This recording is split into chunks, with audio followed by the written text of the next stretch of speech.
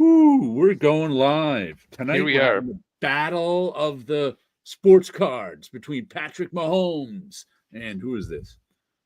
Damian Pierce. I have no idea who those people are. Well, you must know who Patrick Mahomes is. He's at least famous. No. He's the Super Bowl winning quarterback of the last couple of years. So. Oh, he plays hand egg. Okay. For the Kansas City Chiefs. Tonight Portugal beat Poland 5-1 in soccer at the UEFA League of Nations qualifiers. It was just big news around here that Caitlin Clark played some golf. Who's Caitlin Clark? Do you know who Caitlin Clark is? No. She is a let's see. Last year at this time, she was a college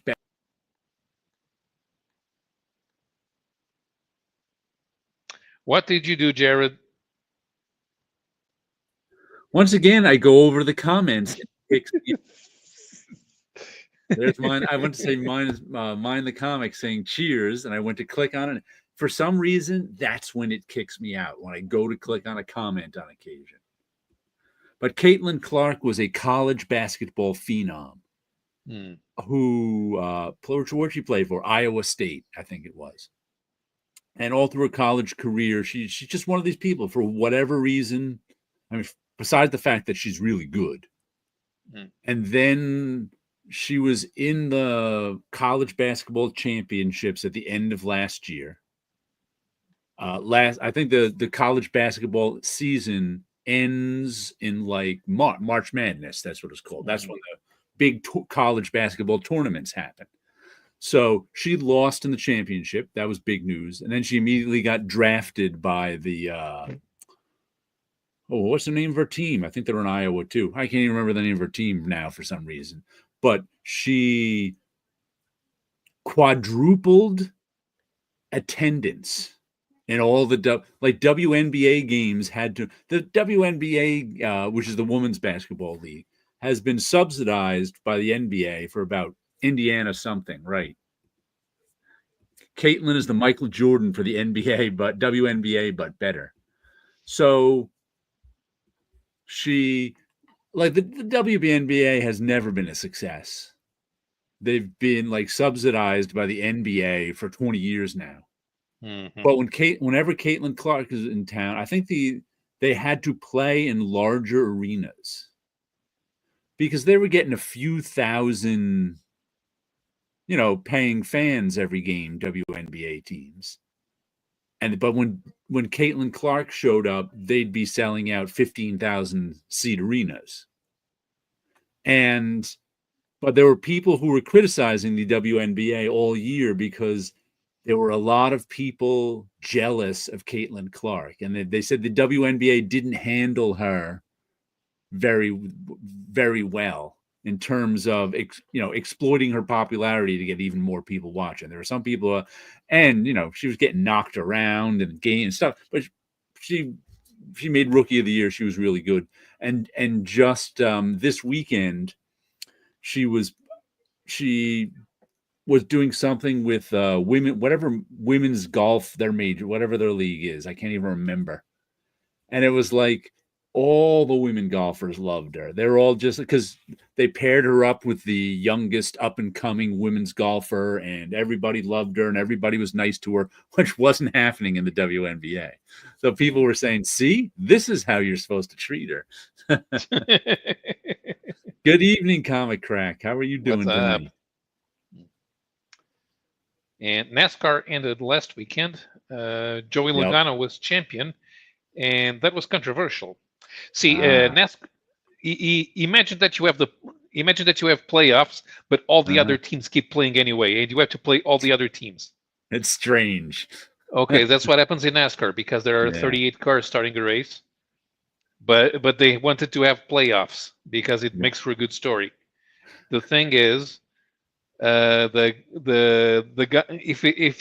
had the playoffs in auto racing, they come up with a artificial point inflation only some drivers can move on to the next qualifier until the playoffs, Right. until the last race. Well, only 4 cars get to be champion. But if you didn't have that artificial inflation, the guy who was champion would have finished 15th in the championship. Yeah, it's nutty. There's a gimmick system where you can move along if you win, even if you don't have enough points. Right. So they prioritize winners instead of consistency. But Right. in the end, that lack of consistency means that you were not competitive throughout the year, and then it gets to how lucky you get to be in the final race. Yeah, it's not. My sister Jennifer is a NASCAR fan, Mm-hmm. so I've been hearing about. Ask her if she's happy about Joey Logano winning the championship. I do not think she was happy. If I remember last week already, she was not happy with Joe. She was one of the original Jeff Gordon fans. That's around when she started being a NASCAR fan. So I forget who her allegiance is to now. She's got a few racers and teams who she likes, but well,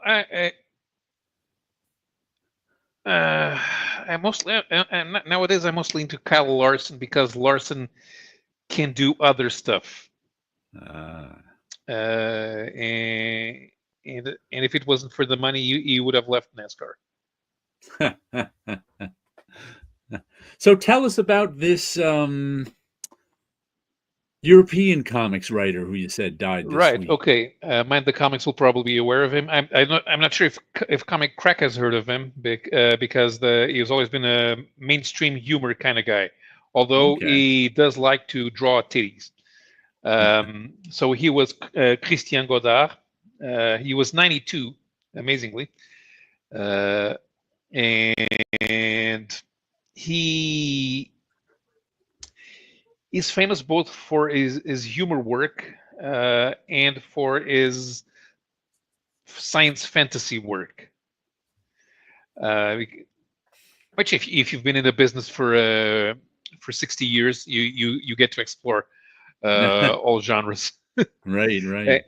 And although he can draw most of the stuff that he's done, he has somebody else draw. The thing is, he started doing cartoons for youth magazines, which there were a lot of in France in the 1950s and 60s. Then he became Goscinny's assistant in a newspaper strip that he was doing, and that got him into Violent and Pilote magazines. Mm-hmm. And then he went from there. He launched a bunch of series. I actually have a bunch of covers. Let me start something here so that I can show the type of series he's done. Where's that thing? Oh, Image Glass. It's a long time to be in comics, that's for sure. Yeah. We've had a few of his series in Portugal, but none went past 4 books. So he also never had one series that lasted for. He only had one series that lasted for over 20 books, and. Well, that's what Comic Crack wants to know. Not a name I recognize, Paolo. Any titles he's most well known for? Yes. Okay. I just pre-ordered a oh God, what's his name? Milo Manara. Fantagraphics is publishing something by him in 2 volumes. I forget what it was now. I'm gonna have to look it up. But they've got it coming out. I guess final order cutoff was, so it'll be out in a month. Whatever Milo Manara thing I ordered, I don't even know. I've forgotten already. Not everything. Not everything. Not everything Manara is good. You have to pick the things that are. I haven't bought a Manara thing in so long. I figure they got to be coming out with something good. All right, so let's start. Okay, so this is one of his first series back in the late 60s, early 70s. Basically jungle fun or jungle laughs. Comic Crack just said Caravaggio is what they're putting out. It looks beautiful. Yes. That's what I ordered. Yeah, I have the first two Caravaggio books. Right. He's doing the biography. Right, the first one's coming out soon, and I think the next one's coming out next year. They're supposed to getting both volumes out. Caravaggio. You'd think I would remember Caravaggio, but I didn't. Yeah. So La Jungle Folie, so jungle laughs, basically. I wonder how many times that particular gag has been done with the worm coming out of the apple. Yeah. And this is written by Godard with art by Mick Delinks. And there are about a dozen or so books. Here's another one. This is the second one, I believe. So the tiger gains a sidekick, which is that hippo thing. I'm not sure if it's a hippo or if it's a manatee. Okay. This is volume 3 actually, and this you notice the worm at the bottom, and the other worm inside the apple below the tiger.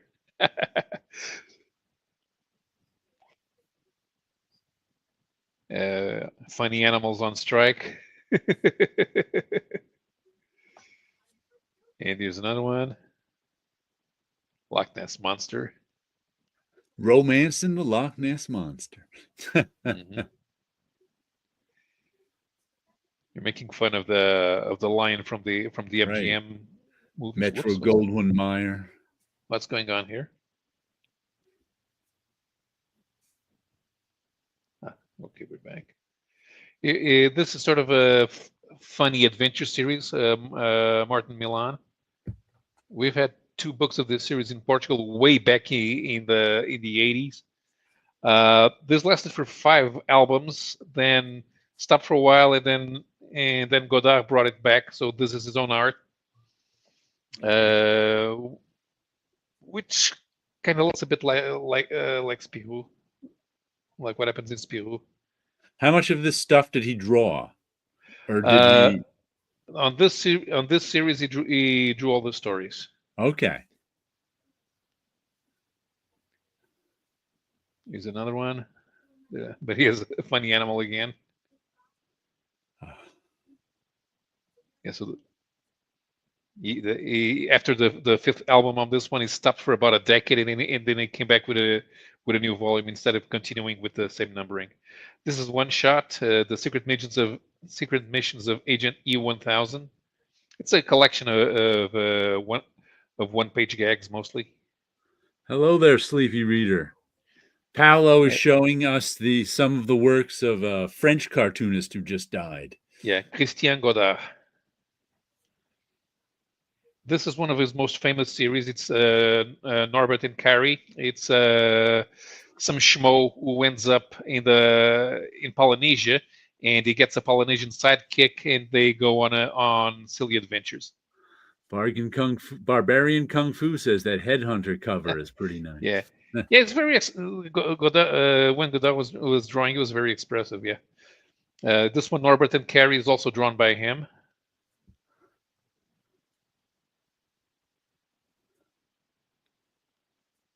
So yeah, you can see how much movement he packs into each cover. Where'd that come from? Whoops. Okay, and there's that's Norbert's girlfriend, and yeah, you can see that he likes to draw buxom women. This one, he's the writer, so this is it's sort of a science fantasy. It's in outer space, but it's meant to be ridiculous. Yeah. So you notice that the costumes are very busy. The environment is non-Euclidean. But the artist was by a Spanish artist, Julio Ribera. Okay. Sleepy Reader says his style looks very familiar. Barbarian Kung Fu says very Jeff Smith-esque. Yeah. Everybody was influenced by Disney cartoons too. Yeah. So the Vagabond of the Limbos is actually Godard's most famous series. He there are over 20 albums of this series. And Ribera kept on working with Godard on all of them. The main character is called Axel Moonshine. Here's another one. There's this type of space bird. And I can just imagine what type of script he was giving the other guy. So you see how absurd it is. So for no reason whatsoever, there's a post-apocalyptic polluted scenario, and there's Napoleon. And actually, that's the title of this book. What reality, Daddy? Good evening, 62 Lefty Blues. Here's another one. The Virginal Labyrinth. Comic Crack says, good-looking stuff overall. That Vagabond series must have made it over here. Question. I know there are 2 books in English. I think they were published by a UK publisher, so you'd have to look for them, and they would be out of order. Yeah, and Sleepy says those sci-fi ones look very fun. Not translated, I assume. I know there are 2 in English, and I think they're from the UK only. So I don't know if you can find them in North America. The Smugglers of the Future. Here's another one. So Godard did not create Modeste et Pompon. It's another sort of a funny adventure series with kids, but as was typical of a bunch of series that started in Spirou magazine, the original artists moved on to something else, and they hired new writers and artists to take over, and this is what happened here. And and Godard was writing, and the artist was called Mite, who had already worked with Godard on another cartoon series. This is as we get to the 90s. So this is the same artist that Godard worked with in Vagabond of the Limbos. So you still have nonsense humor and a sort of fantasy setting.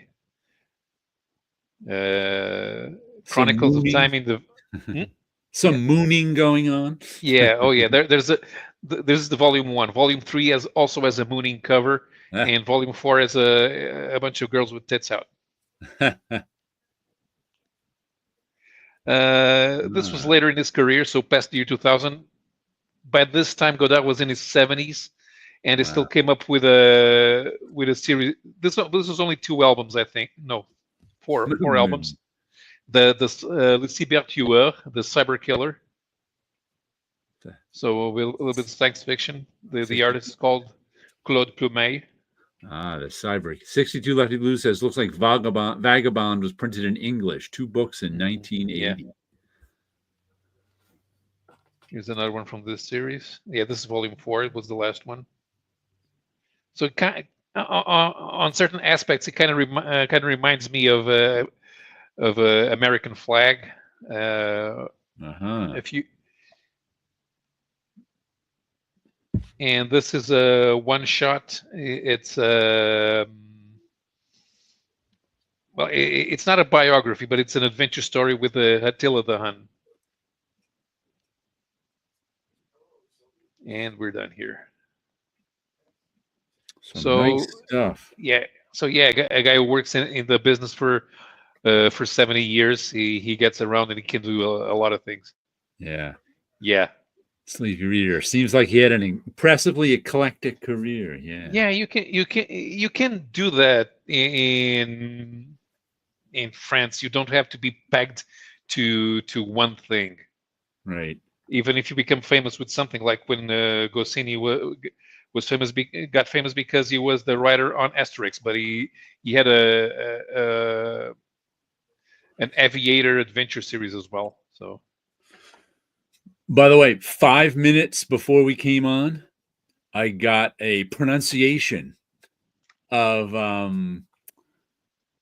from Carl Bowlers, who I worked with at Marvel and at Bad Idea, and he's now working at Oni Comics, and he's the editor on Skin Police. He must have just been watching my video from last week when I got a Skin Police comic and was like, I have no idea how to pronounce Daniel Getty's name. Gete. You want to take a guess on how to pronounce that one? Because I never would have guessed this. Jeti? Heti. Reti. Because Haiti, he spelled it phonetically HEE-TEE. Because he said, yeah. I asked him just in case I ever had to talk about the book in public.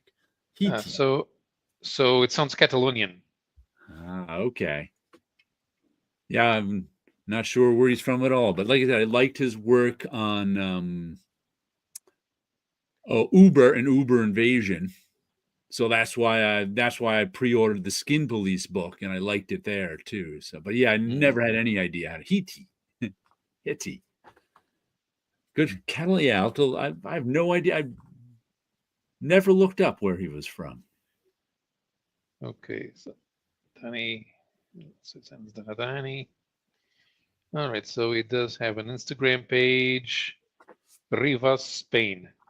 Right. Okay. So Comic Crack says looks like Daragod did the 2 English volumes. They have them listed in my comic shop, but they aren't in stock right now. Yeah, they'll probably never be in stock. Yeah. Whoever has them, they probably won't sell them. Yeah, I've had one. Oh, what's the name of it?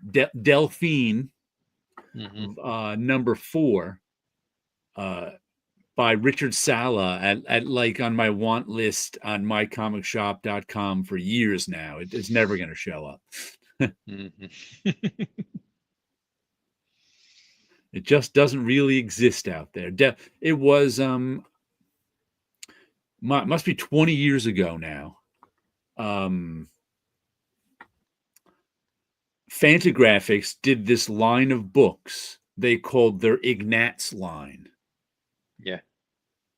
And they were oversized books, but like I don't know how they were. The first one I picked up was Richard Sala did a book called Delphine, but it's not like Delphine 1, 2, 3, and 4 were Ignatz volumes 1, 2, 3, and 4. It was like Delphine number 1 was Ignatz volume 1, and then Delphine number 2 was Ignatz volume 6. So they got this weird numbering system. Anyway, somehow, and they took a while to come out. So somehow I never got number 4. Actually, I never got 3 and 4, but I managed to track down 3 years ago. But 4 is just not elusive, and they collected it like these are oversized comics, and they collected it in a smaller volume when it was finally done, and that's out of print now and expensive. But I never even got the smaller volume because I was like, oh, I just want to find issue 4 and have the oversized ones, but never happened. I think a lot of Richard Sala's stuff has fallen out of print since he's died. Have you ever read any of his stuff? I don't think I have. Yeah. No, I'm pretty sure I haven't. No. No, that's the type of stuff that wouldn't have caught my eye. Well, I suppose if it was recommended to me, I would have tried something.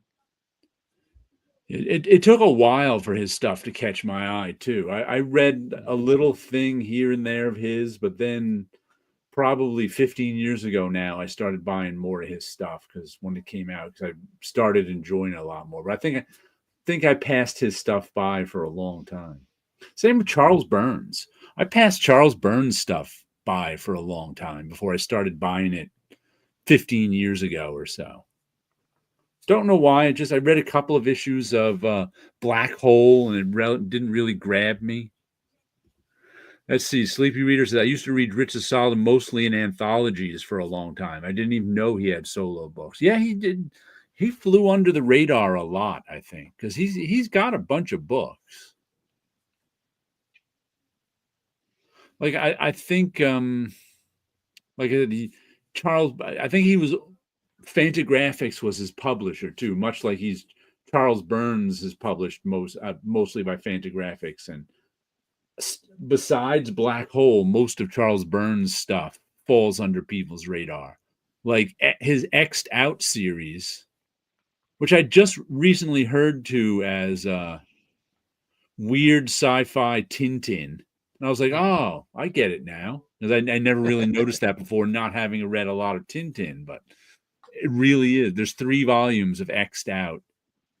And it really is strange Tintin. I don't know if you've ever seen that.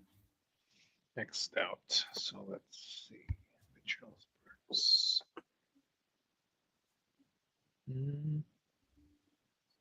Yeah. Yeah. Right. Totally.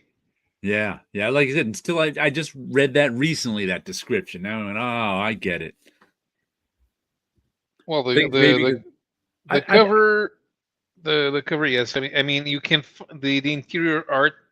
You can sort of notice the there's supposed to be a parody element. Yeah. With the main character, but the story doesn't follow the.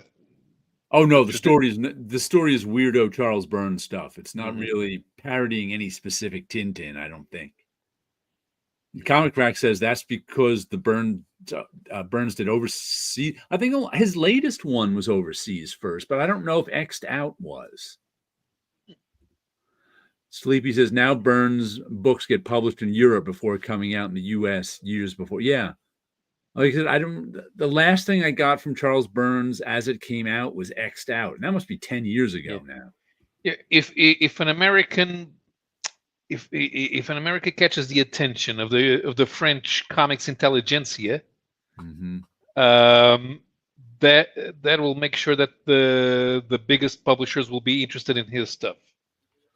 And that's better becomes better economically for an American artist who is, let's say, alternative to get published in Europe first, because since the French industry works like the book industry, right? If you're famous, you can get advances, right? Instead of waiting to get paid for page rate before you decide to do a graphic novel, collecting all the stuff. 62 Lefty Blue says, I learned of Sala from Earl Grey and For the Love of Comics. Okay, those are 2 YouTubers. Yeah, Earl Grey, I don't know if I'm trying to remember if I follow For the Love of Comics. I know his name, but I definitely follow Earl Grey.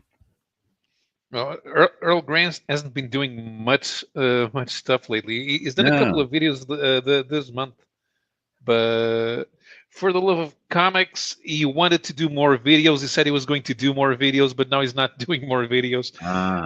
And sometimes he does lives on Saturday.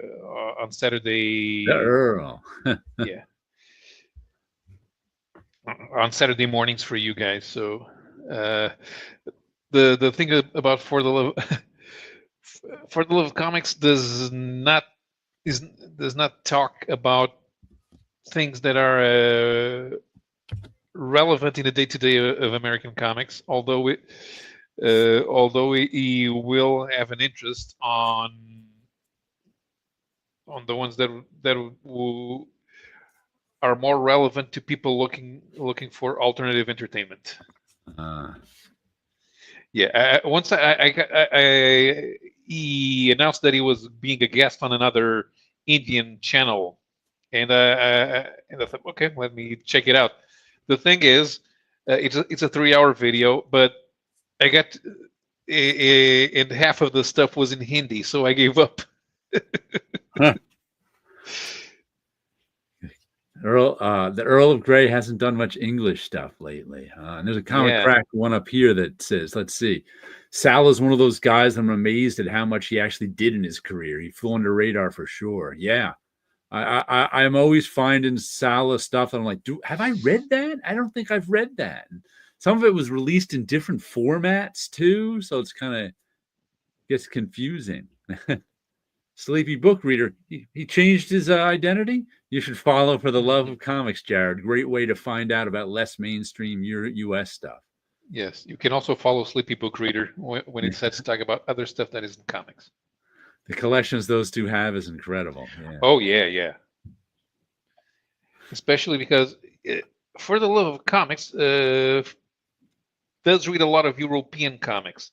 Mm-hmm. The thing is, he only reads them in English. So how can he collect so many European comics in English? That's what I always wondered about.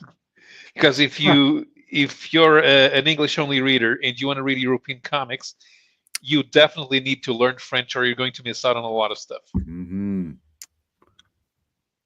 Earl Grey's collection is staggering. This Comic Crack. Yeah. The thing is, he can buy all the stuff in German if he wants, because everything gets published there, even if they don't have much of an internal industry.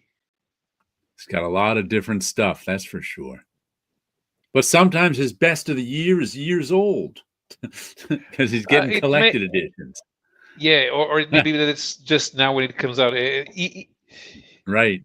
Not everything gets published at the same time in other countries. Right. Even here, we usually have to wait well, if somebody all of a sudden decides to run an American series, it can be 5 years out of date. But very little gets same day publishing in Portugal. I mean, the Asterix gets that, but then again, right now, so Asterix gets published in 27 different languages at the same time now. So you can have an initial print run of 20 million copies in 27 languages. Sleepy readers, I don't think Earl Grey cares what year something was published in it first, but no, he does not. It's just what he read that year. But I'm always like, I always comment, I'm like, best of the year, that came out last year. That came out the year before. Yeah, but it's okay, man. If you're not following Marvel or DC, it really doesn't matter when something came out. As long as it's available. Mm-hmm. Then you can direct people to it. Mm-hmm. I got 5 comics at the comic shop this week. Mm-hmm. Did you want more? What was that? Were you expecting more? No, but for the last couple, I don't know. Sometimes since I don't have a master list, kind of, I lose track of how many comics are on my pull list.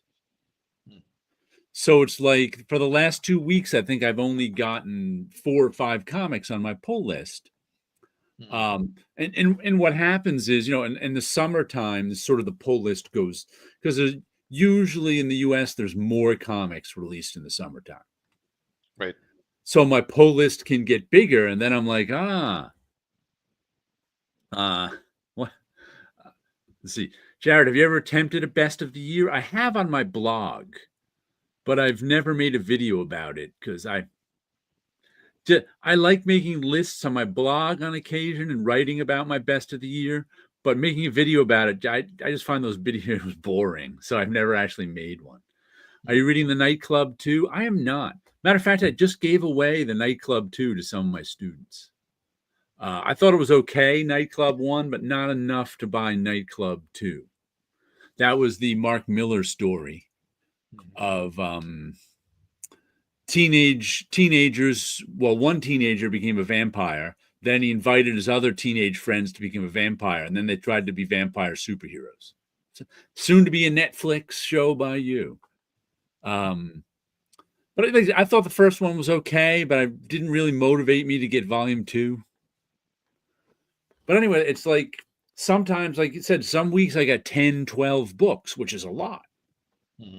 So during those times, it's like I'm not adding anything new to my pull list because I got 10 or 12 books. And then like I said, last week I think I got 5, and sometimes only having like 4 or 5 books last for a couple weeks, and all of a sudden I get 10 or 12 books again. So I don't know what's. I'll have to see what's for next week. But I think my pull list has been, like I have 2 series, 2 6-issue series that ended this week. That's 2 more books not on my pull list. So it's like, well, when I find myself for a few weeks in a row having 4 or 5 books on my pull list, that's when I start looking for new ones. Right on. I enjoyed part 1, but hadn't started part 2 yet. Yeah. It was okay. Like I said, I enjoyed, and also part 1 of Nightclub was discounted. They were like selling them for like $1.50 or $2 an issue for some of them. So I was like, all right, I'll buy it for $2. It's $4 or whatever it is now. So I'm like, eh. But besides the 1, 2, 3, the 4 that were on my pull list, this is one I pulled off the shelf today. I picked the Booby cover. Heat Seeker Combustion, with a cover by DNA, which is where's his name? I saw it. Publisher, Chief Publishing Direct. Come on, give me covers. I just saw his name. Chief Publicist, Production. They've got a head of production, a production manager, and production controllers. I don't know what they are. Can they afford all of them? I guess so. Does it tell us the book? There is lots of naked covers too. Oh, this is David Nakayama. But it looks like they got naked covers too. Yep. Hard Case Crime. The finest kind of pulp noir. And there's also some nudity in the inside. That's what made me go, all right, I'll pick it up. It's obviously an adult comic. There's grown-up stuff going on. But it's by, the writer is Charles R. Day, Ardai. The penciler is Ace Continuado, Continuado. The the inker is Juan Castro. The colorist is Asifer Rahman, Rahman, and the letterer is David Leach. And this is going into my bought only for their covers section because it was just okay. Yeah, David Nakayama. He's got all some different spellings of his last name. The spelling is Nakayama. So I think that's Japanese, right? Yep. But looks like there's individual comic shop nude covers too. But it was just okay. It's trying to be a James Bond-ish comic, but it was really a little confusing. Some of the storytelling stuff, I'm a terrible speller. Yeah, especially Japanese names. That's not easy. Like,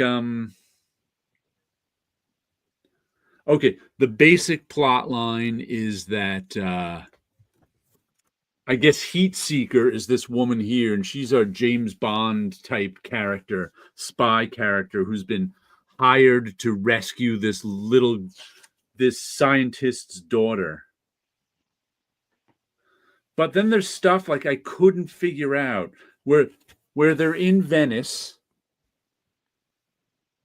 and she's trying to, get the girl on a boat and go away. And sometimes there's 2. See that top panel where there's 2 versions of the little girl? I don't know where that second version comes from. It's like because she just like disappears. Is that like a distraction somehow? And then we have stuff like what are the guys in Venice who drive the boats? What are they called with the poles? Gondoliers. Gondoliers. There we go. Here we go with, and there's 3 gondoliers on this page. They're in the striped shirts. Clearly, they're all male. But you turn the page, and all of a sudden, there's a female gondolier who's like beating up all the guys. And it's like, well, where does she come from? So there's storytelling things, like bad storytelling throughout the book that just makes me go, what? And then like this guy with the backpack shows up, this like teenage looking kid who's clearly like a partner of the lead character. And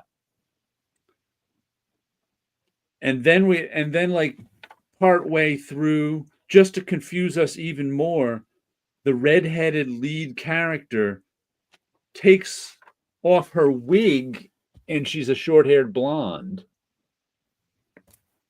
And then it's like okay, so we have the little girl. Never trust a female gondolier is the hidden message.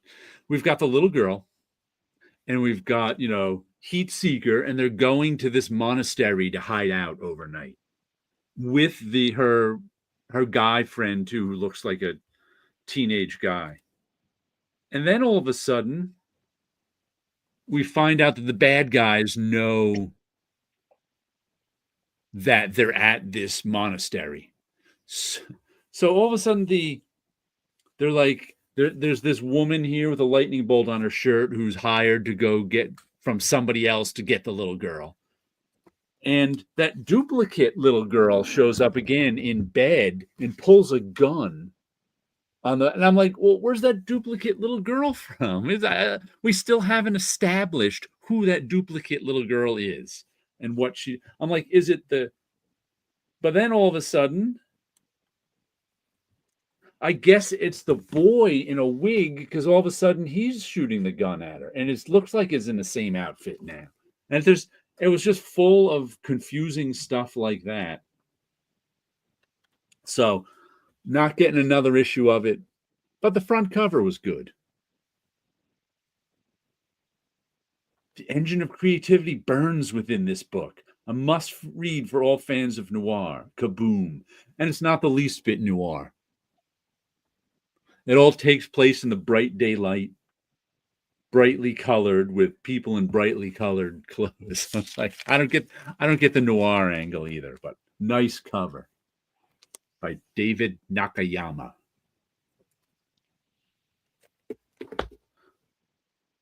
But that was my new thing to try out for this week.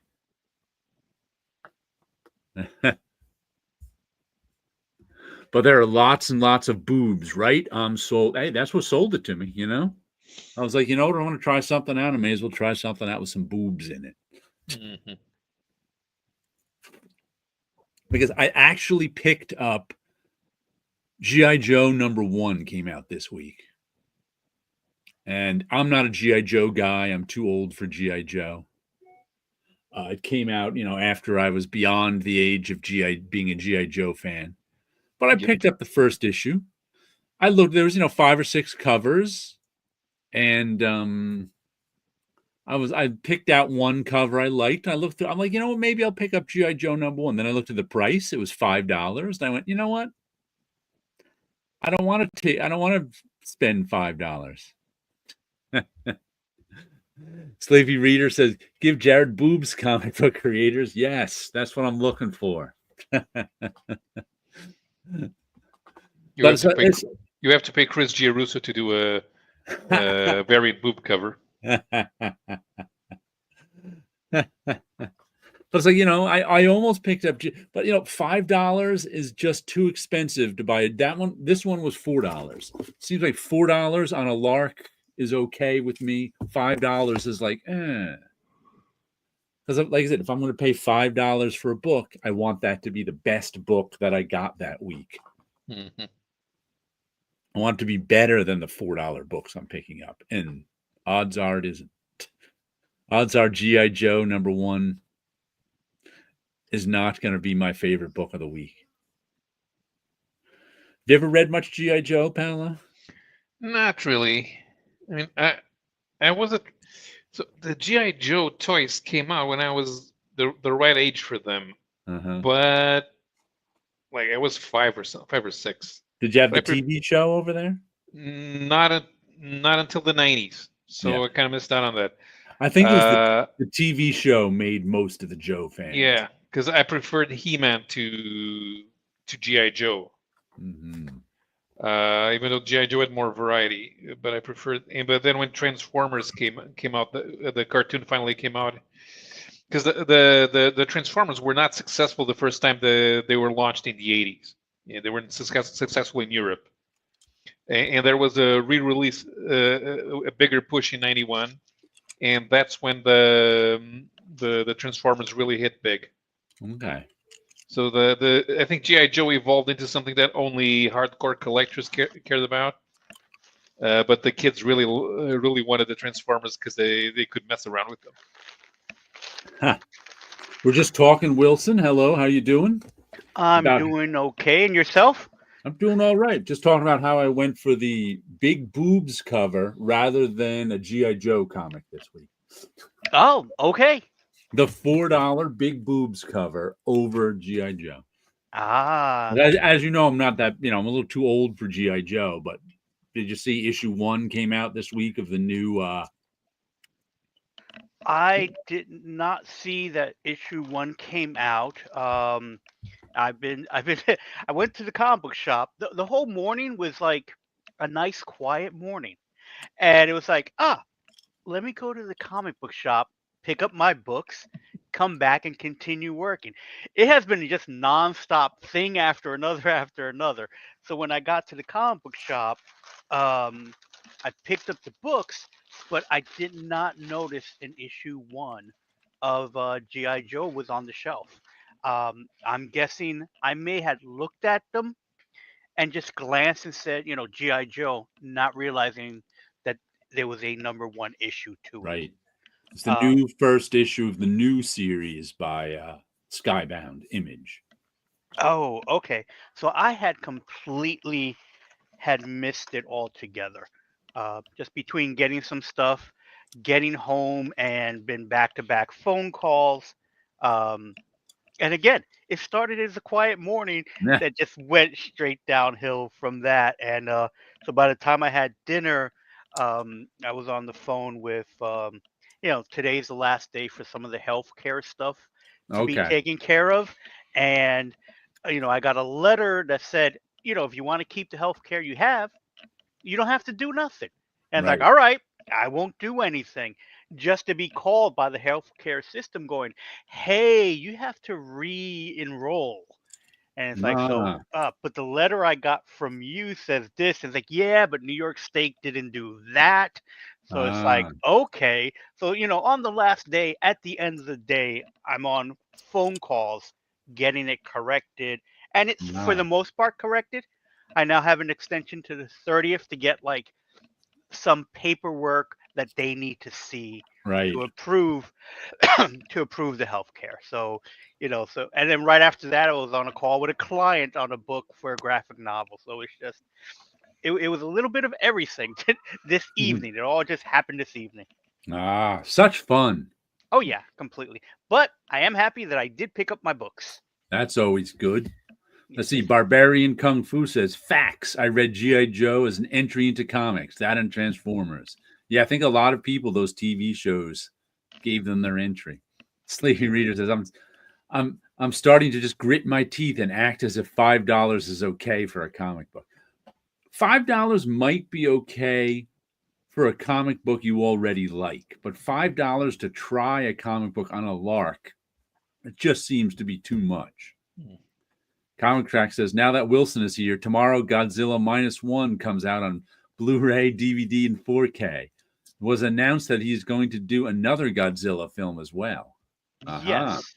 About 2 or 3 weeks ago, during New York Comic Con, the director was talking about that he is doing another Godzilla. I don't know if it takes, if it's a continuation of the -1 story. I would guess so.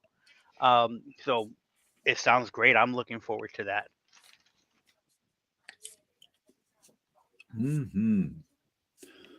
One of the comics that finished up for me this week was, let's go for Precious Metal, issue 6 of 6, another giant. See, giant thick issue. This one is $6, but it's at least 40 pages, if not 48. And I know I like it. So I'm okay with $6 for precious metal. Let me show you some of the art in this one because it's terrific. This is Ian Bertram's art.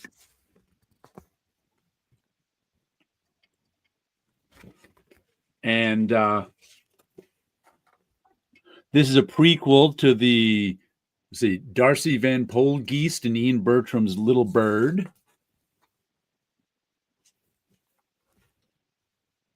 And I can't really describe the plot because this is one of those stories that, well, there's a good. This is one of those stories that you're like, what's going on in it? We have this guy, full-grown dude who's sort of I think he walked out on his wife and kid many years ago. He's kind of a loser. But he's somehow gotten into his head that he has to save this kid who like I said, it takes place in North America, I don't know, years from now, and it's run by different factions. One of the factions is the church. So it's like fantasy with a little sci-fi in it, lots of body modification. And we've set up the church who wants this kid and the guy who's trying to save the kid and different players for each side. And it's all about getting it. And the guys can't even quite figure out why he's trying to get, ends up he had memories implanted in him and this. I have to read the whole thing together along with Little Bird to really understand what was happening in it. But to really enjoyed it. Matt Hollingsworth on coloring, Hassan Atsmain El How on letterers, and Ben Didier on something, logo and book design. So issues, I'm sure it's going to be collected now if someone wants to read it, but I really enjoy. I spent the visuals are so creative. Let's see, Comic Crack just saw Bertram's Instagram holding up new pages for the next book already, which is great. Oh yeah, I'll get the next book. No, this is one of those books. If like Image put out an oversized collection, I'd probably double dip on it. That's how much I enjoy the artwork.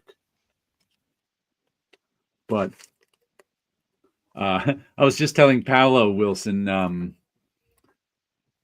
that the last 2 weeks I've only had 4 or 5 comics on my pull list. So I'm not sure. It's like I don't have some master list. I get my, what's coming out this week from my comic shop, but I'm not sure how many are on my list right now. It's like I might be in danger of having too few. Usually when I'm only getting 4, 3, 4 a week, I start adding trying out some new series and adding them. Hence me getting Heat Seeker. So I might be trying out some new things in the next few months. Yeah, I myself need to really take a look at the list because I know I have the minimum. I need 10 books for it to be pulled. So you at least always know you've got 10, right? Right, at least. But the ones that I had picked, a few of them were miniseries. I didn't realize, or they weren't. I don't think they were originally miniseries. They became miniseries. Yeah. And so now it's like, okay, I have to go back and look at the books and see what I can add to the list. Most likely, it's going to be Transformers, because I have been enjoying those. And as I'm looking at the pile, the only other books that I have in it that I bought has been the Venom War, but that's also a miniseries anyway, and I'm just getting them because Chris did the artwork on the covers. So, but there's nothing else really that I saw that I was thinking that, oh, I would like to add that onto the list. So I'm still kind of navigating what I want to get, but I also did stop myself of buying books that either I already have or I want because of the covers. Because right now it looks like the Thing is having an event. So he's been appearing on the covers. and I almost got the one where he's dressed up as Spider-Man. Nah, And I was even more tempted to pick up the one where he's, I think, with Deadpool, because they made the trade dress look like the Marvel 2-in-1, the Thing's own team up book. Right. So it's like I was really tempted to get those, and it's like, but if the Thing's not in the issue, I'm not really interested in it. I do like the Thing as a character who does team up stuff. Because even though I've always, I started my collection and started comics with really Spider-Man team ups. The older Thing was doing it for a while, but those I had to get as back issues. So I like the Thing as a team up book as well, Right. or a character in a team up book. So nostalgia covers almost got you. Almost, very close to getting. How much were they an issue? 4 or 5? Do you know? I don't know. They were the regular Marvel books, so I'm going to assume that they're the regular $4.99 price. Yeah, because $5 was what kept me away from trying that G.I. Joe book on a lark. Right. Comic Crack says about Precious Metal. Yeah, the art is incredible. The coloring blows my mind. Yeah, definitely good stuff on the coloring. I was reading some more of those that I showed last week. The Ditko Shade the Changing Man. Oh, yes. The coloring on that stuff is really good too. I mean, wow, it is really nice. The coloring over that because it's very imaginative. Because most coloring from 1970s DC is kind of bland. Because late 70s DC was a little bland, but there's a lot of imagination in that Ditko coloring. Today, Sleepy Reader says, what's worse, to be suckered by nostalgia covers or boob covers? Nostalgia covers. Nostalgia, because boobs are still boobs.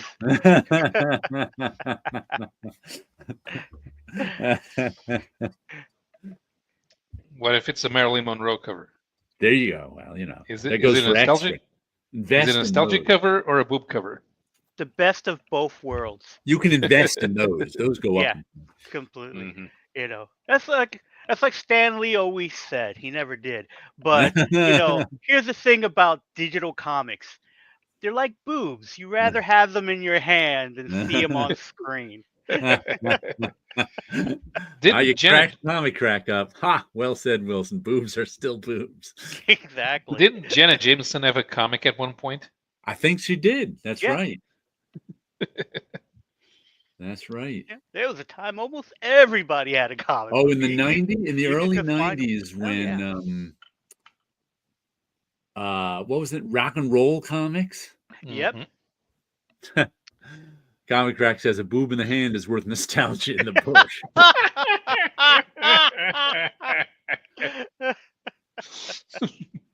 There was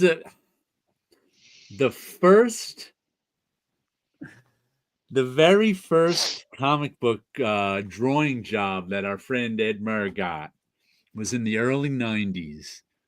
And it was for, I can't remember, was it Revolutionary? One of those fly-by-night publishers who was publishing, biographies of famous people. And the one Ed was drawing was George Takei. So this random fly-by-night guy hired Ed for like nothing. It was like $30 a page for pencils, inks, and letters in 1991 or something. And so Ed recruited us to help him with it too, some of his friends. So we were all, and Ed just couldn't take it seriously because Ed thought it was his job to make this boring comic more entertaining. So he did things like where they said, after Star Trek, he went into various bit roles and other genres. So Ed drew him like joining the Village People. Because they got a cowboy role, an Indian role, construction. So Ed put all these jokes in there, and when he sent it in, the guy flipped out and refused to pay him. But I wish Ed still had those pages, because they'd be something to look at now. Oh yeah, definitely. Sleepy Reader says, boob covers in my hand doesn't quite satisfy. Nope. Sleepy Reader prefers his nostalgia. Well, I mean, nostalgia still gets me because I did pick up the facsimile edition to Secret Wars.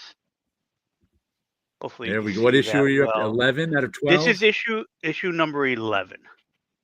I do okay. remember buying this off the newsstand at the time, because I think I started with issue probably 4 or 5 when I discovered them. I just noticed Craven's Last Hunt facsimile. Yes, like Have they issue been doing? 4 Yeah. was out, and it's like I don't think they've been doing it. I don't know Like, why it I was don't remember issue seeing any other 4. issues of that. Yeah, so Craven's Last Hunt, that crossed over all the Spider-Man titles. So if you wanted to get all 6 issues, I don't remember which title it started in, but you needed to pick up Web of Spider-Man, Peter Parker Spider-Man, and Amazing Spider-Man. Was that an amazing issue? I think that was an amazing issue. Maybe it's because they're doing amazing, but I found it strange that they do a facsimilation of one part of Craven's Last Hunt. Yeah, that I found so odd. I saw it, and it was like, oh, that's a great story. I love that story. But I have it in trade paperback. I don't need to get the facsimile. So if I need to read it again, I could grab the hardcover trade paperback. Where the facsimile for for Secret Wars, I think I have a trade paperback. You just want them. I just want I just want the individual issues. Yeah, that's your favorite. And again, and only because of the price is the reason why I'm not getting the silver foil covers. It is the same artwork, but again, it's like it wasn't until issue 11 that I rethought about it. It's like, the silver foils would have been kind of cool to display, but I didn't get them. I'm not going to go back searching for them. That's done. I'm happy with these so far. Do you know what I do? Once again, I'm going to mention our friend Ed again. He told me this back when, way back when in the early 90s when we were 20s. His father would always say to him, that may be $10 a month to you, but that's $120 a year to me. Yeah. So now it's like whenever I see that's what I do when I see like a comic book series, 12 issues at $5. That may be $5 an issue to you, but that's $60 for the series for me. It's like I always do the math in my head and hear Ed's father say that. Mm-hmm. Yeah, if I did any of the math, I just wouldn't be buying books at all. And then you go, the trade's probably $40. Exactly. So I save 20, which means I can buy another trade for a smaller series. That's the reason I'm not buying any of these distillery books. Is because first of all, I'm not a huge. There's no reason for them to be periodicals. And they come out right away as collected editions for the same price or cheaper. So I was like, you know what? I'll just get the collected edition when it comes out, because I think there's one by coming out right now by somebody I'm interested in, but I'm like, you know what? In January I'll pick up the collected edition because I just not terribly interested in those $8-10 whatever they are square bound ones. But man, the ads for them are all over my social media. I don't know if you've got those distillery ads on your social media. I do have a few on my social media, but I'm also on their mailing list. So I also get, because I think I got on their mailing list right when they just was beginning, when we didn't know what distillery was. And it was like, oh, a new comic book company. Sure, I'll get on their mailing list. Never did pick up an issue. And I don't feel like I'm missing anything. I lived through your collection when you talk about them, but there hasn't been any of them that just made me go, "Oh, I want to try this." Right. So it's like for me, but they are a lot on my social media popping up, especially on TikTok. Like you have other people talking about them. So some woman going, "Whoo, this is a really hot book." That's the one I get all the time. And speaking of nostalgia, I finally finished reading Warlock 5. Turns out, if you don't remember this one, it's because I bought it a year ago. This came out, this series originally came out in the 80s from, who was that Barry Blair company? Adventure? The ones that did Elf Lord. Yeah. Warlock Aircell. 5. Aircell. There we go. It came out from Aircell. And it's one I always kind of wanted to check out since the 80s, since it had a good reputation, but I never did. Aircell, yeah. Sleepy confirms that. I mean, Comic Crack confirms that. So I remember it was last November I got this. I swear it was nostalgia that made me buy it too. It was like, besides the fact that it's supposed to be good, and I've always wanted to try it, like a wave of nostalgia hit me. And I was like, I gotta get that one. So I got it, and I probably read 3 or 4 issues in it. Maybe a quarter to a third of the way in. Let's see, maybe that far in. And then it's just sitting there. For some reason, I was like, that's like the nostalgia wore off or something. And it was just been sitting there all year. So finally, last weekend, I was taking a break from reading that Sigil omnibus, which I read those cross-gen books read very quickly.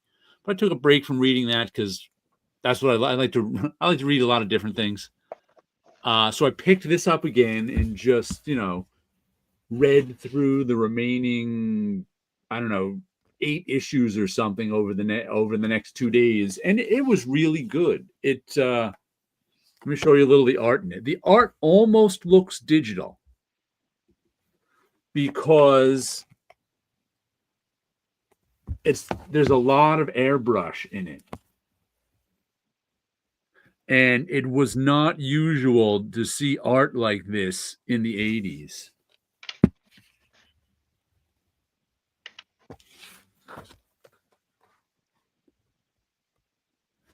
And the story is pretty cool. This is Comic Crack says, still on the lookout for the soundtrack that came out for it. It's such a fun book. Dennis Bouvet's art is pretty great. It is. And the story is just, like I said, what does it says on the back? The grid. That's what they're all fighting over / protecting. The grid, which I guess is kind of like the grid of life. A mystical nexus, a crossroads connecting all times, all realities along the ley lines of the grid, the multiverse clusters. 5 touchstone realities exist at focal points along the grid. From each of these realities, a warlock is chosen as one of the 5 guardians. Shavastar, a shape-shifting dragon-like being. Doomador, a warlord from the Dark Ages. Argon, an advanced cybernetic organism from a techno-hell. Tanith, an ageless sorceress. And Zania, a power-mad machine gun necromancer. So you got these 5 main characters, each guarding their part of the grid. One's cyberpunk, one's a sorceress, one's a robot, one's a warlord, and one's a dragon. And kind of they all want to take over the grid. They all want to protect their fifth of the grid, take over their grid, and there's constantly shift, and they just end up fighting each other for the whole book. So it's like there's constantly shifting alliances. And meanwhile, there's like cops in the one world, in the machine gun necromancer world who are like onto the case of these weirdos who are murdering people. So they got the cops too after them in some cases. So it's so 80s in that there's a big overall story that's not really there. It's all about the individual issues and the people fighting each other. It's kind of, if this were to come out today, there'd be a ton of world building that went with it. It's like commonplace now that you can't come out with a series without world building in it. This, there was a world, but it was in no way, shape, or form about the world building. It was about these 5 sorcerers fighting each other. And that's so 80s. And it's like something that's kind of missing today. And that most books like this will be about the world building. But I had a lot of fun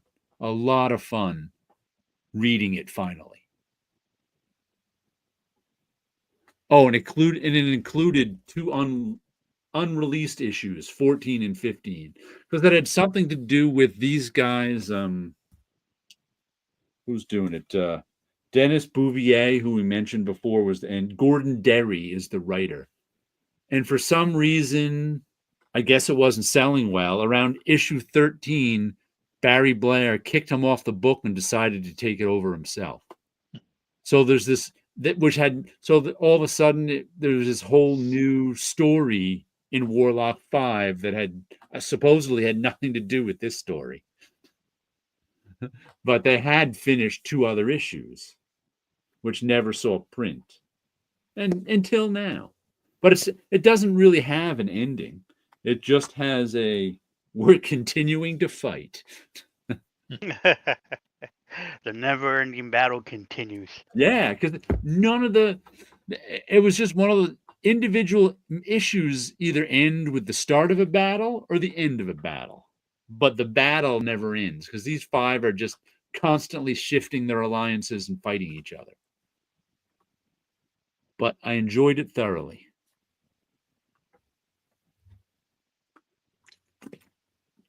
Warlock 5. What year did this come out? Because it took them a long time to collect it, I guess. This came out in 2020, and I don't think it's ever been collected before.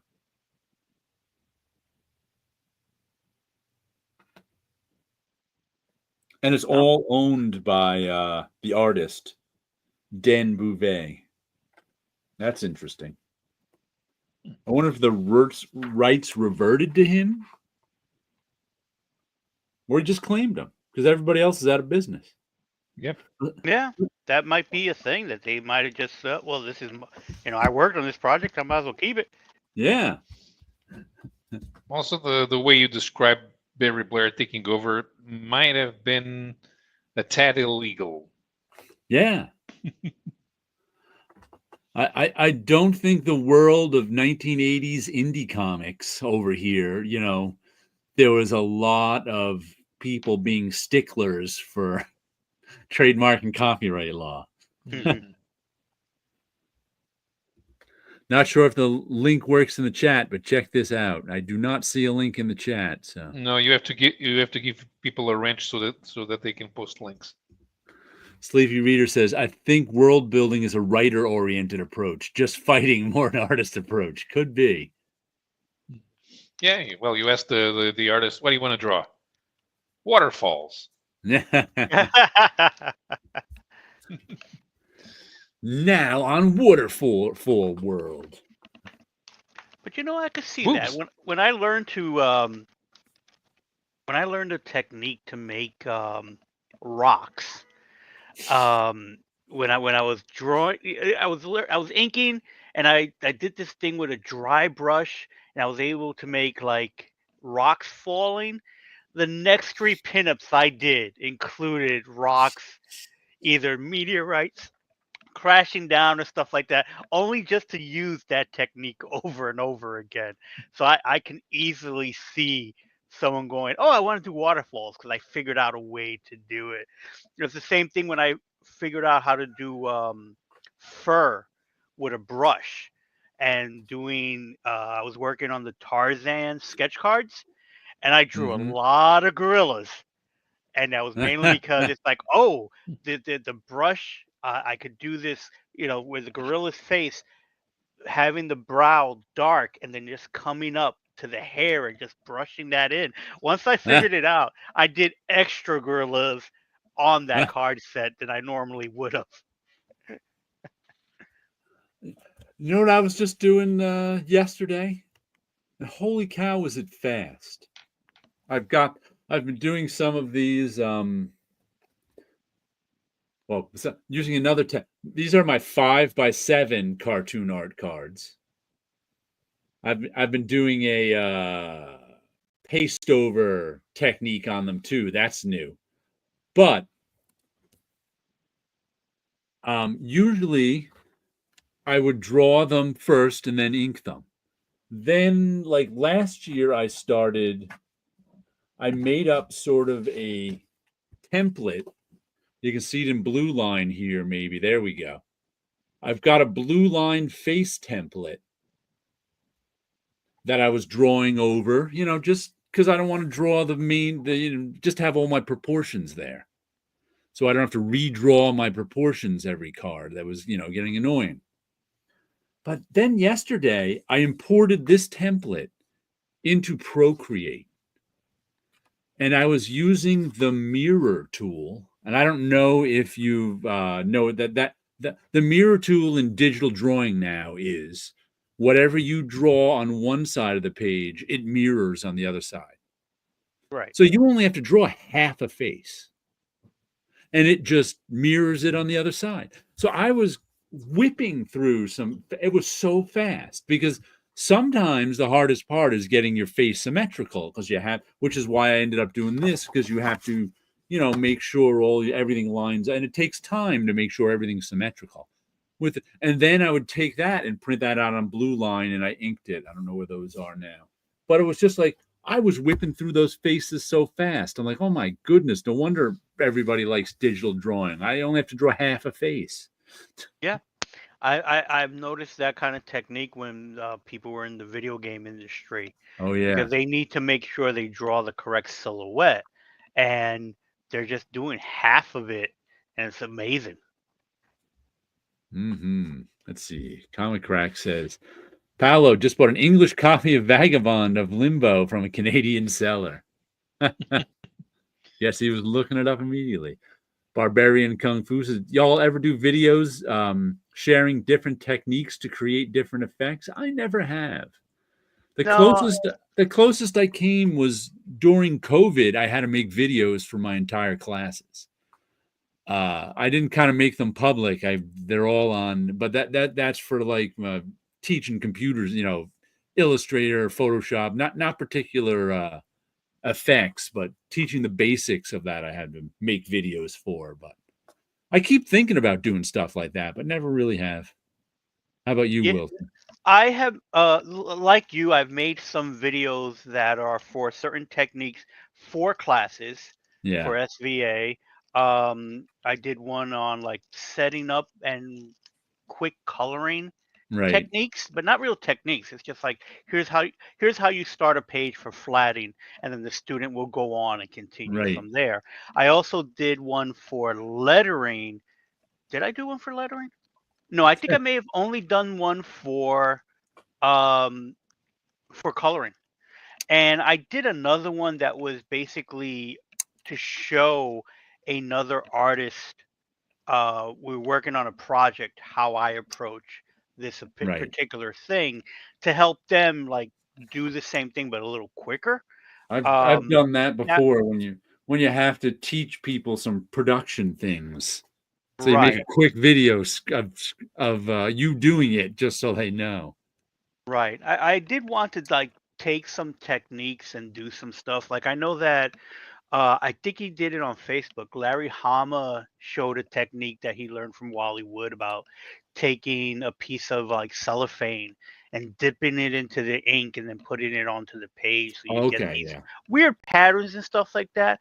I always thought about doing something like that. I don't know if I've ever made copies of it, but the artist who drew one of the Marvel Western books, the book title escapes me right now, but one of the inking techniques that he did for the leather jackets, he was using his fingerprints Okay, to yeah. create a pattern.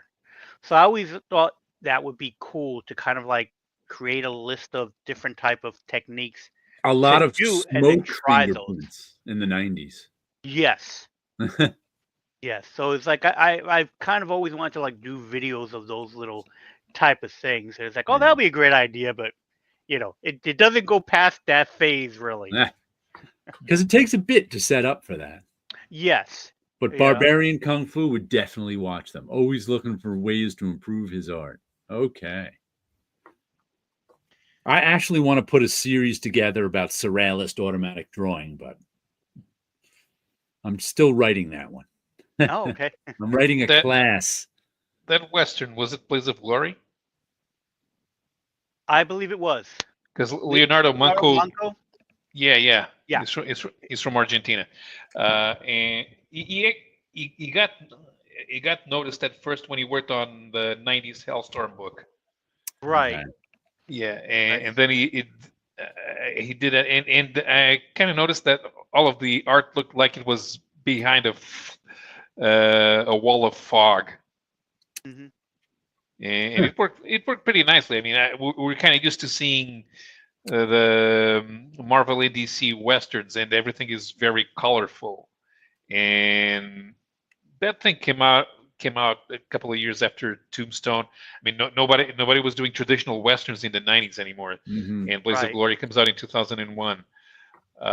So making it dirty kind of made it seem more realistic.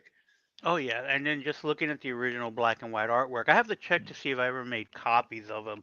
I've been moving stuff around in the studio and what have you, so I found those boxes, those FedEx boxes of just the artwork copies that I made from Marvel, and I think that's one of the books that I kept copies of some of the pages because of that technique. It just in black and white, it just looks so beautiful that it gives it so much texture. And then you're looking at it and you're trying to figure it out and you realize those are fingerprints. This thing is all full of fingerprints. It was amazing.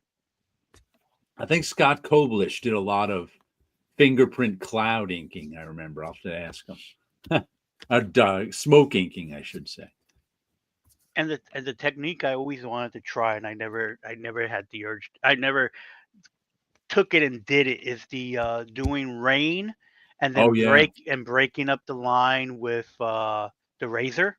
Yep. It's like I've always wanted to try that, but and I think I may have tried it once, and all it did was cut right through the paper, not through the paper, but it made way too many big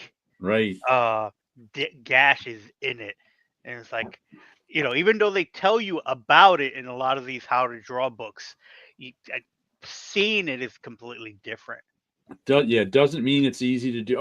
This was the one issue of this took place in the rain, I think, and I was impressed by their rain technique. I think it was this. I was like, oh, that's a pretty nice rain technique, and I think he was using white paint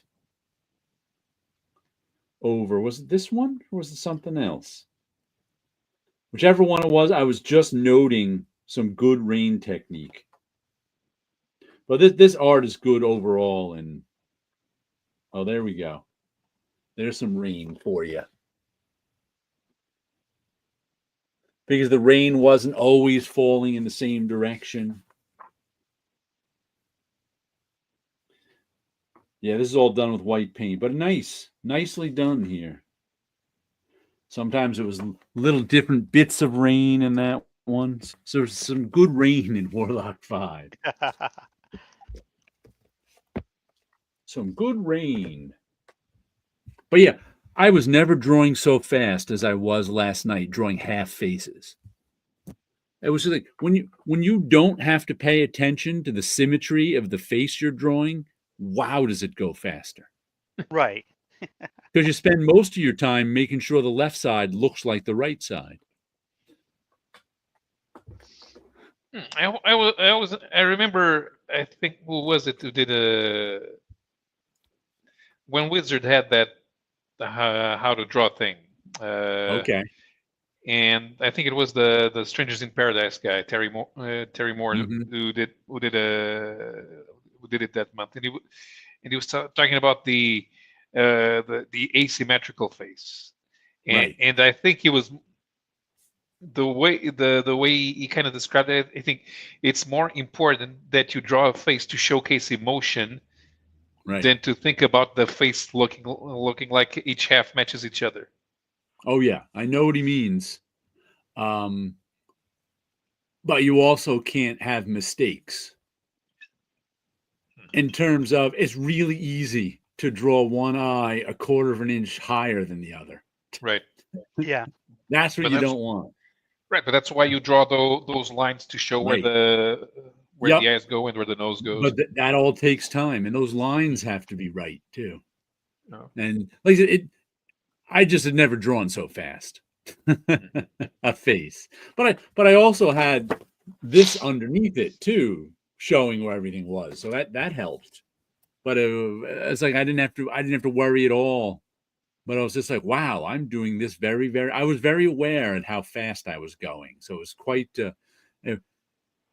It was quite nice, because usually drawing doesn't go that fast. And it was just the basic drawing too, so it wasn't finished. Want to show us another comic you got this week, Wilson? Sure. I have Transformers issue number 14. They had quite a few different covers, and I picked the one that has half of Starscream on top of what looks like a Hiss tank from G.I. Joe. No boobs whatsoever. No boobs at all. RC was not on this cover, so we didn't get any boobs. So I picked that up. Wouldn't it be funny if they just drew boobs on the Transformers on the cover for the heck of it? I buy it. Here's some of the artwork inside.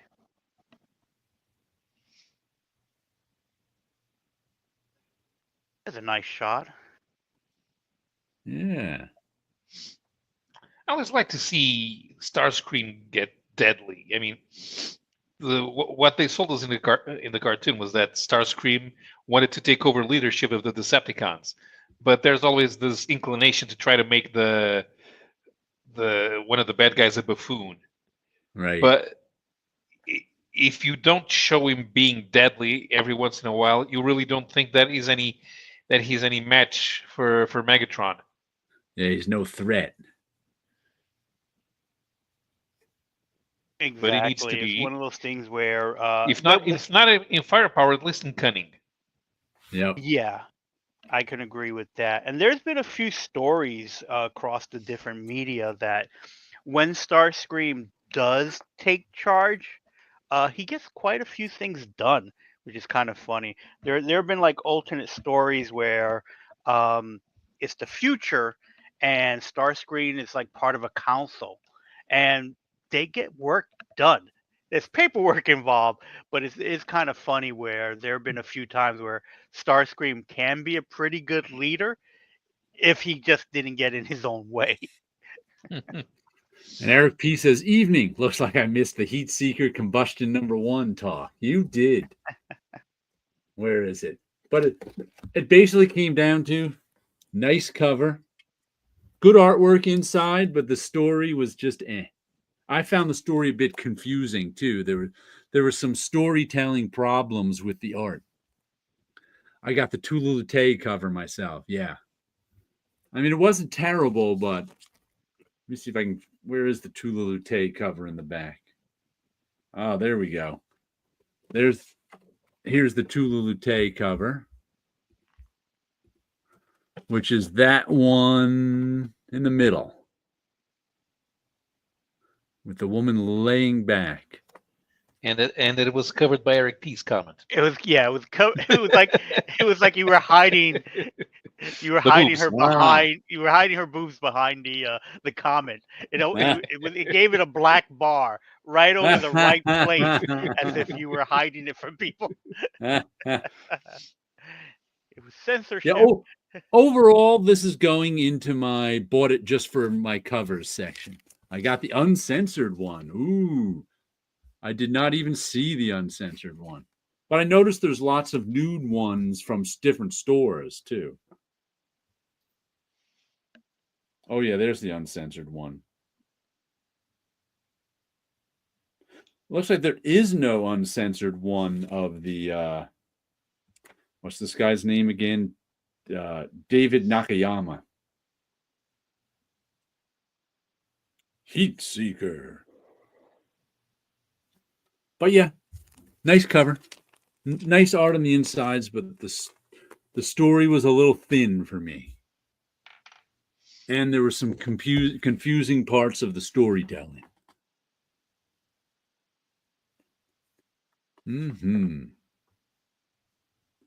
Let's see, the other series that finished up this week was Helen of Windhorn. Once again, terrific art by, what's her name? Bilquis Evely. Written by Tom King. This is issue 6 of 6.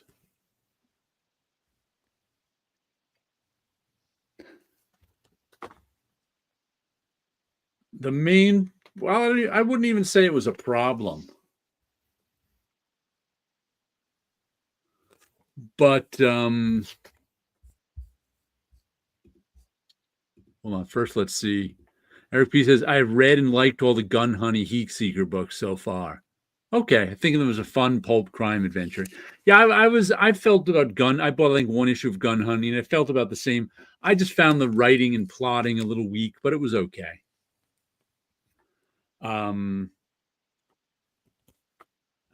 This one had 2 framing sequences around the main story that were pointless. Because this is the story of, let's call it, oh God, his name just flew out of my head. Robert E. Howard's daughter. So picture it's Texas in the 1930s. Robert E. Howard has a 16-year-old daughter. Robert E. Howard has just killed himself. So now the 16-year-old daughter is going to live with her grandfather in this big mansion in Texas. And a governess comes to, matter of fact, the governess was kind of pointless too. The governess comes to take care of the 16-year-old daughter. Meanwhile, it turns out the grandfather is, I guess he's like Tanar of Pellucidar, because he goes on adventures to this world where there's, a Conan or Tanar of Pellucidar world where there's all this magic stuff happening. And the government and the, what's this? The Tom King book? Yes, it is Undead Quinn. It's the Tom King book. And all of the stuff that took place, like between the grandfather and the daughter in this, fantasy world was all good stuff.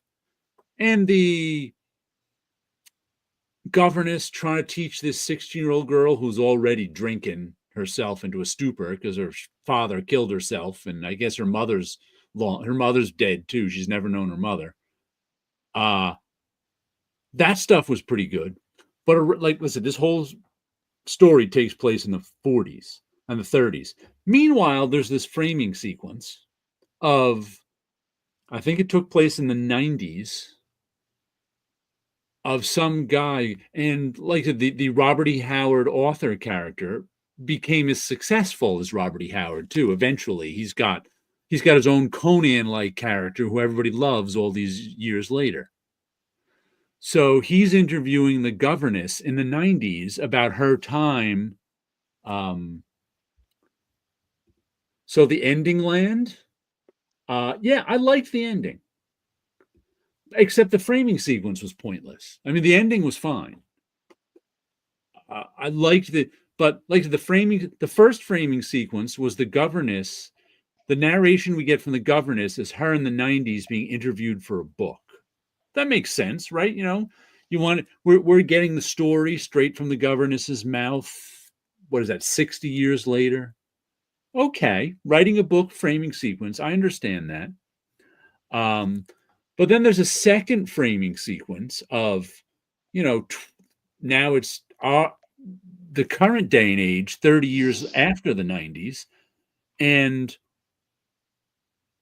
the author's husband is selling all the notes and tapes that the author recorded of the governess telling her story.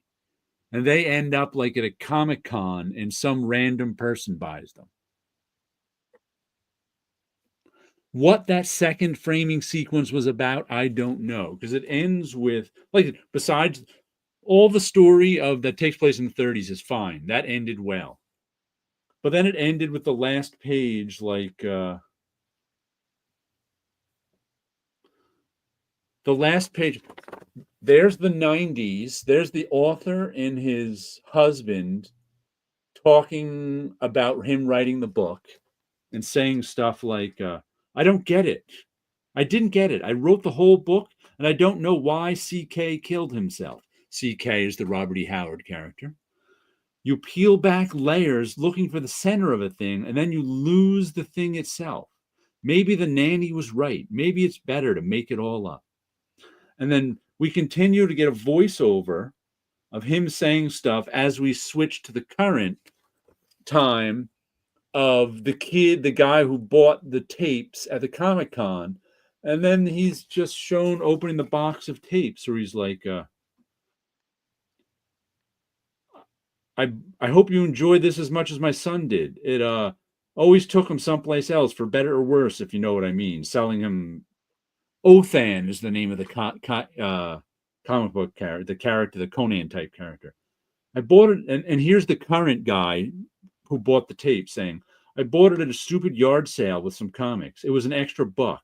Could be cool. I read the comics. It was the Othan. Remember? It was Othan. Remember that guy? He had a sword and he lived in another world. And he's just opening the box of tapes for no reason, not giving us any indication that he's even going to listen to him. It's like, what was that framing sequence for? Made no sense, and the rest of it fine, made sense. They could have cut out that whole second framing sequence and no one ever would have noticed. Because once again, who needs two framing sequences around it? I don't know what he was trying to do with that. Just another example of a comic book artist shooting from the hip and not planning out his story? I don't know. Because that happens to a lot of comic book stories, as we well know.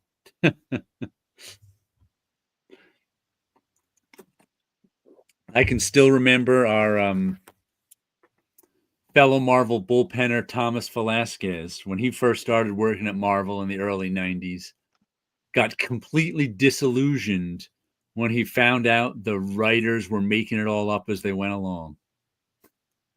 There was no master plan. They often didn't know what they were going to do next issue. Some people plan some stuff out, but usually no. He was totally distraught by that because he bought into the myth of the master plan. Some cases, it's interesting that some really good stories turned out to be really good stories.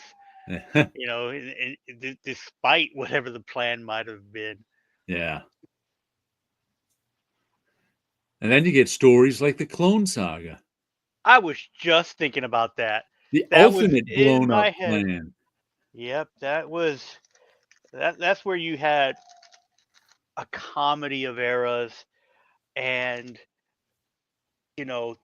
thinking early social media, and not really social media, but whatever it would be called, bulletin boards and fighting with Wizard magazine. That was the other great problem with the Spider Clone Saga, was Wizard being the bad boy magazine, Uh-huh. they would always comment on everything. I had, because I was working with Gary in the promotions department, I had to sit there one day and go through one of the articles and write down every time and do a count of how many times Wizard printed the word "ugh" after Spider-Man clone. Ah, ah, ah, ah. And they did an article, and it was like every time Marvel had a direction of where to go with the clone story, Wizard picked up on it and said, "Oh, they're going to do this next." And then Marvel decided, "No, we're going to change the story in the middle of it and turn it this way." So they're not predicting it. And it's this just crazy back and forth, all the way down to eventually, I think this is around the same time, of Marvel kind of putting out that release saying that we need to stop talking to our friends in the industry and giving them information. We have to stop doing that.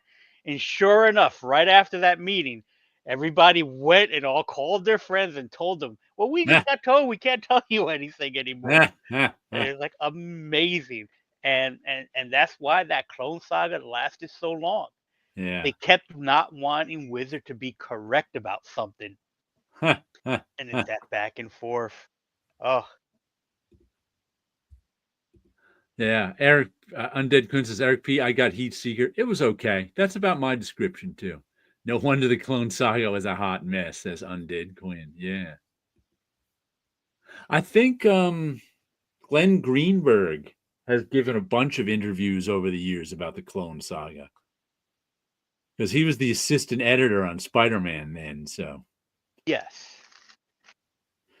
I'll have to track those down. I don't think I read a couple of them, but not a ton.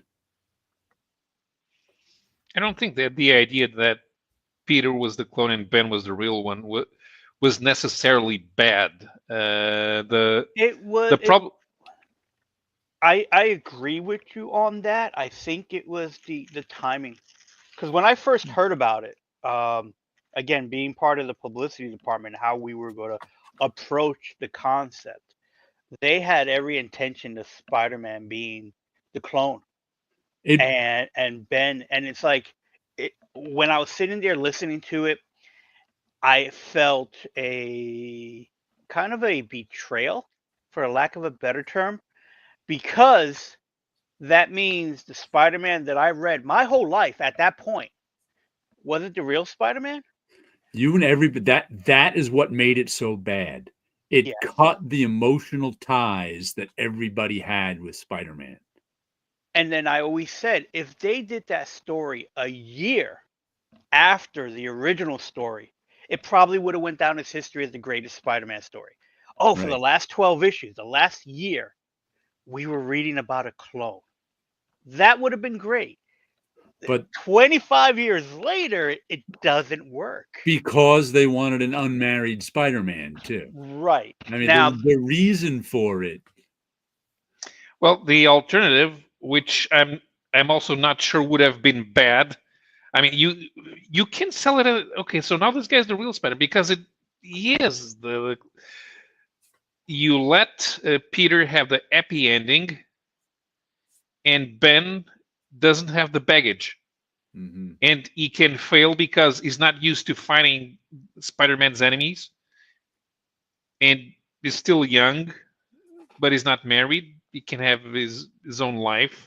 I don't see the problem with if they had played it like that, maybe because by giving the problem was telling all the Spider-Man fans they have been reading stories about a fake Spider-Man their whole life.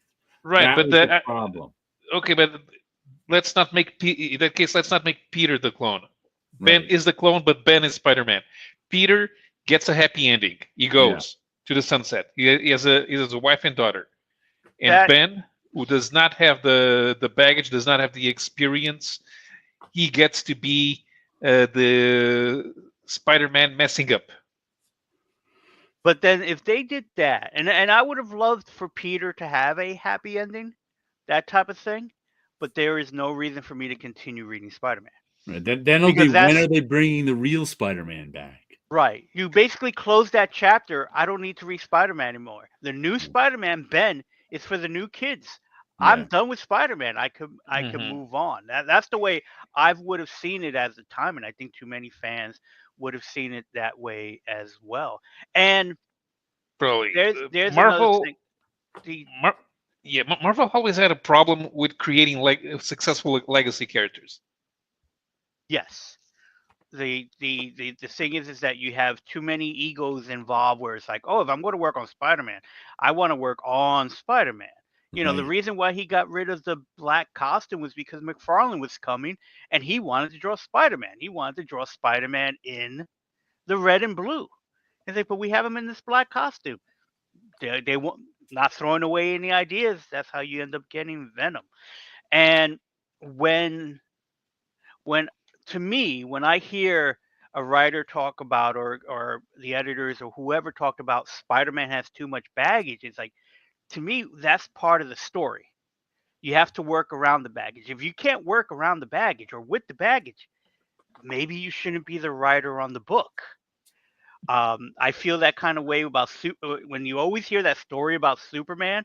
Oh, no one wants to write Superman because they can't think of anything. Then you shouldn't be writing Superman. I'm sure there's plenty of other people. Alan Moore did a great job. Mm-hmm. Yeah, that's my knee jerk reaction to any time I hear it's like, oh, that character has too much backstory and too much baggage. Then you're not the writer for it. Move on to the next guy. 62 Lefty Blue said, I always said, with a Spider-Man clone story too. Wizard said it in every issue.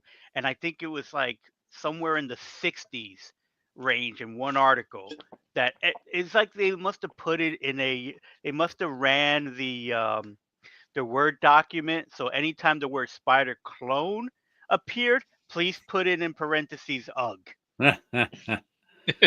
Sleepy Reader likes your point. Thank you, Sleepy Reader. Eric P. says Minky Woodcock, Girl Called Cthulhu, #2 was the better book from Hard Case this week. 62 Lefty Blue says Ms. Tree is the best Hard Case book I have read. Minky Woodcock with Houdini and the Tesla stories are both good. I read Ms. Tree in the 80s, but I don't think I've seen the new one.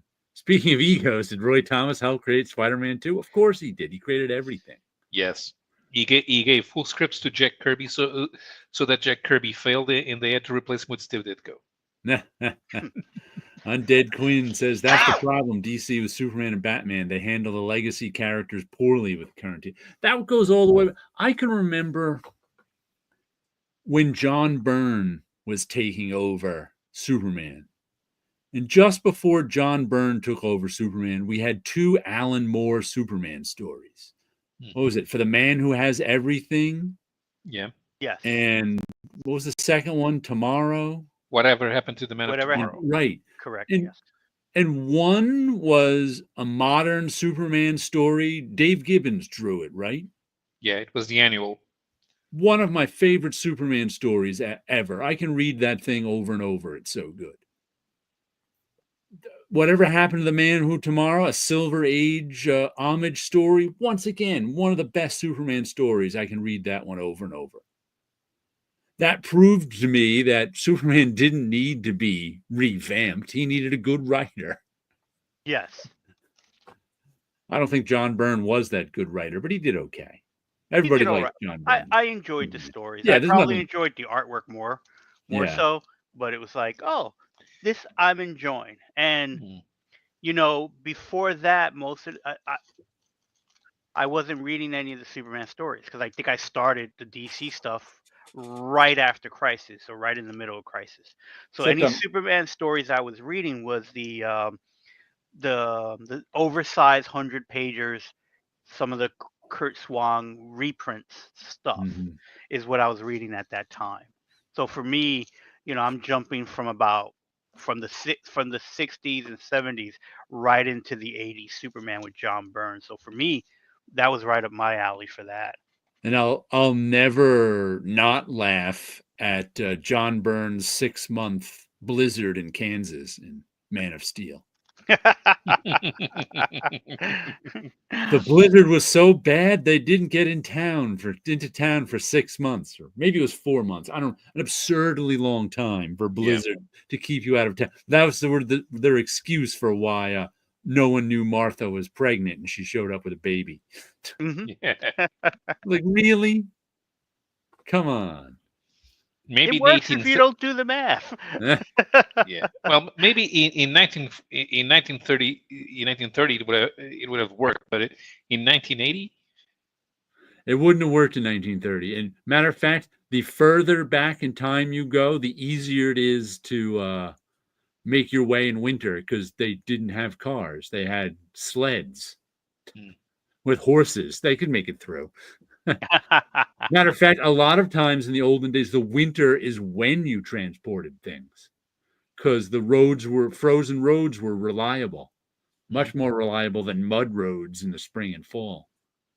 Undead Quinn, the Superman More is so great to read. Yeah, excellent stuff.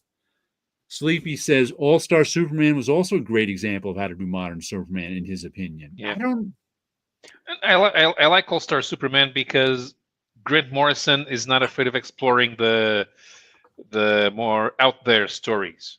I did not like All-Star Superman. I read like volume 2 of All-Star Superman. I thought it was awful. I can't remember why. So my opinion has expired on All-Star Superman because I don't remember it. I just remember that I didn't like it. And the thing about Grant Morrison, because I always insist on telling people this, Grant Morrison was not writing Superman when there was the Electric Blue storyline, but he made Superman's powers work as Electric Blue when he was in the JLA when the JLA had just restarted. And I suppose it had to be someone like Morrison who's not afraid of showing how powerful Superman is, even with new powers, is still used his powers in a manner that went above and beyond what any other superhero could do. Did you see this week, Wilson, at the comic shop? No, I did not. I guess Image has got a new free catalog. This is issue 1, so every new comic in here is a first appearance. Really? Yeah. So you have to slap that book. Yes. Oh yeah, because that's really the first appearance of all of those characters. 2025. Here we go. The Lucky Devils #1. This is the first appearance of the Lucky Devils. Yeah, Lucky Devils. This is another story by Charles Soule and who's the artist? And Charles Soule and Ryan Brown, who did 8 Billion Genies, which was the one I bought. 8 Billion Genies, but I don't know if I liked 8 Billion Genies enough to buy another 8-issue series by them.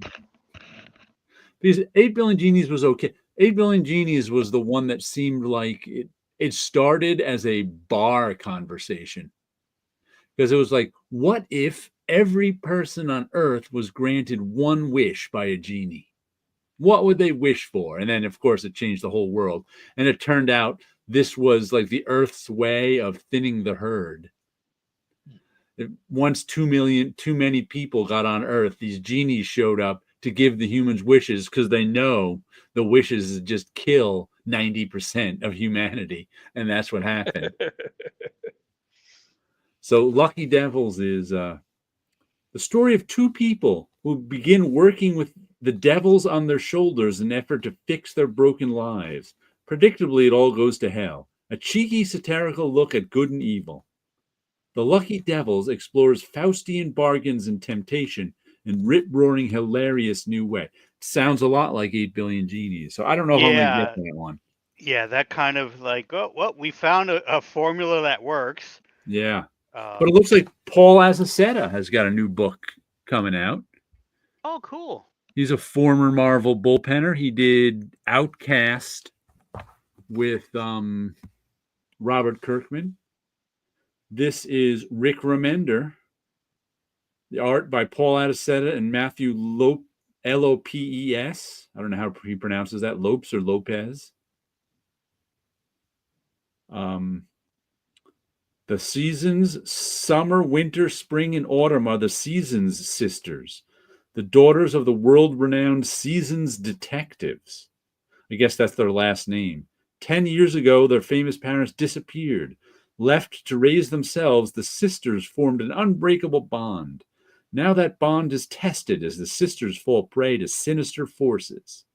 The youngest sister, Spring, is the last hope of saving them from a fate worse than death. Will Spring be able to piece together her shattered family? Will Spring be able to piece her shattered family back together before it's too late? Rick and Paul weave an elevated tale of whimsical horror, unlike anything ever experienced in comics. Whoa. It all starts with this double-length premiere issue. Of course, I'm going to pick up that first issue, but nothing, besides Paul Azaceta drawing about that, nothing about that plot appeals to me. Did you read Outcast, Wilson? I don't think I did. It was pretty good. Paul did a good job with it. Became a TV show briefly. Who published Outcast? That was Image. That was Kirkman Image? was the writer on it. So Eric I- Peaso's Astro City Wonder Woman #1 was a great take on Superman. A great story.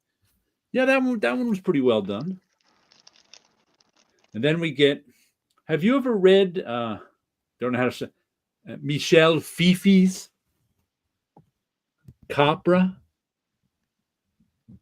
No, but I do like that artwork. He's been putting this out as an indie comic for a while, and this is a new chapter of the kinetic addictive superhero series that pays homage to the 80s Suicide Squad run of Ostrander, Yale, and McDonnell. And I think it's really, you can tell he's really a G.I. Joe fan too. But I remember picking up an issue or two when Image first started getting it, and it really didn't. Maybe I'll pick up a first issue again, but it really didn't jump out to me. Another Spawn Universe book, No Home Here, #1. And The Patchwork Girl of Oz. Who is this? Oh, it's actually Frank Albaum's. Otis Franklin of Oddly Normal brings his unique style to the 7th book in this classic fan. So I guess he's adapting an Oz book, doing an adaptation. Oh, okay. What else do we have? Blood Train, a one-shot by Adam Glass Story and Bernard Chang on the art. Who's Bernard Chang? Where do I know his name from? He's done Blood Train. I think he's done let's see. New Mutants or X-Force. He's done Marvel stuff. He's done X-Men books. I guess it's a horror book. This one shot will be perfect bound magazine trim featuring a cardstock. It's a format I'm not overly fond of. Oh, Dave Sharp's doing the lettering. Oh, there you go. 48 pages for $8. The Horizon Experiment, Finders Keepers one shot. I think the Horizon Experiment has been like a little umbrella they have, a trade dress they have for one shots to test out series. Finity, the TWL, has given us a nice glass of something there. And hello, Tit Goblin. How are you doing? Tit Goblin, how you doing? Good to see you. Comics Powerhouse Vita Ayala, New Mutants Static Season 1, and superstar artist Skylar Partridge, Absolute Power Grand Zero. They reunite for this Keepers Finders one shot. I don't know what that is. Oops. So superstar artist is somebody nobody's ever heard of? I guess so. These blurbs never. They push me away rather than draw me in. Then we get into our normal stuff. Department of Truth, Ice Cream Man. I'll be getting Witchblade. This I might get. Black Kiss Omnibus. The one that has existed in Spain for 3 years. Finally comes to America. Wow. What is Black Kiss about? Collects Black Kiss 1 to Boobs. 12, Black Kiss 2, 1 to 6, Black Those. Kiss Christmas special and July special. Yeah, Howard Chaykin wanted to do a soft porn comic. The infamous hard-boiled erotica series is collected for the first time in a deluxe hardcover omnibus featuring new material. I never got the first Black Kiss stuff. I have a couple issues of it, but never... Tit Goblin says, everyone needs to convince Jared to buy $60 ink. Wait for the trade. He was just direct messaging me yesterday on some new inks at dickblick.com, and they're like $20 or $30 a bottle. 62 Lefty, welcome to Manyard comes out soon from James Robinson with J Bone illustrating. Image. I'll have to see if that one's in here. Welcome to Manyard. Yeah, but I might get it. It's $40. I might get this Black Kiss omnibus. Chew Nomnibus. Some new criminal printings. Kill or Be Killed. Here's the compendiums. Fish Flies hardcover, the Jeff Lemire series that's been out. The Power Fantasy, that's the one I've been buying. Volume 1. That's pretty good. Witchblade, Volume 1, trade paperback. The Art of Invincible, Season 2. A new Astro City. Sleepy Reader says, by the way, I bought a Vanguard graphic album off of eBay a few minutes ago. Paolo Strikes Again. Vagabond, pardon me. The one with Napoleon on the cover. I'm making everyone spend money. Yeah. You need to get some affiliate links. No, I told Sleepy Reader that he needs to spend his next vacation in Europe so he can go to a comic art show, because unlike in America, there will be an art exhibit. Nice. Death Vigil new printing by Stejan Sejic. How do you say S-E-J? I say again. His full name is pronounced Stjepan Šejić. Stjepan Šejić. Šejić. The S has a hat. The S has a hat. So Okay. Šejić. Šejić. I'll never remember that next time. And they have no accents in this particular. The designer on this obviously didn't put enough work in to put all the accents in people's names. Well, there's a bunch of fonts where they don't bother putting in the accented characters, which is terrible for a bunch of countries who want to use the fonts. Right, but if you're professionally putting out a catalog, you need to get a font that has accents and has a lot of different italics, bolds, and there's certain fonts you would use for this. Yeah. The other problem is that most keyboards are set up for your country, so you don't have the accent. For example, I have my own accents, but I can't. Right. I don't have the Slavic accents. Right. So when you have the hat over the S, like Šejić's name, I have to go to character map and find that. And those guys writing those blurbs, ain't nobody got time to go look for accented characters in character map. Yeah. And it says backlist sale 2024 staff picks with all these pictures, but it doesn't tell you what the sale is. It doesn't tell you what it's like. Sale. Shouldn't you give me sale prices or something? Tell me. Then we got, let's see what's coming out. This is more of the usual. Blood Squad 7, number 6. I don't remember any book called Blood Squad. Creep Show, Volume 3, 5 of 5. I'm getting that. Deadly Tales of the... Oh, there's a new... I guess Jimmy Palmiotti is writing a Spawn series. Deadly Tales of Gunslinger. I hadn't noticed that. Number 3. Doll Parts, A Lovesick Tale. This is another who is it? I don't know who Luana Vecchio. Luana Vecchio. Whoops. Which way am I going? Nope, that's Farrell. This is Doll Parts over this side. I don't know what Doll Parts is, but there's volume 2 of it. Let's see, what does it say? Madeline's adolescence is in full swing. Boys, horror movies, gore sights, and dangers lurking around every corner. But Mad's a big girl now. She knows how to handle herself, right? I guess it's part of some series of hers called Lovesick. Another one, this one must just be coming out. It was issue 2, Dust to Dust by J.G. Jones and Phil Bram. Art by J.G. Jones. I don't know what Dust to Dust is, but it looks like a Western. We got a hanging going on. Feral like number 10. I usually get that. Did you try out Free Agents, Wilson? Free Agents. Story, Kurt Busiek and Fabian. Nicieza.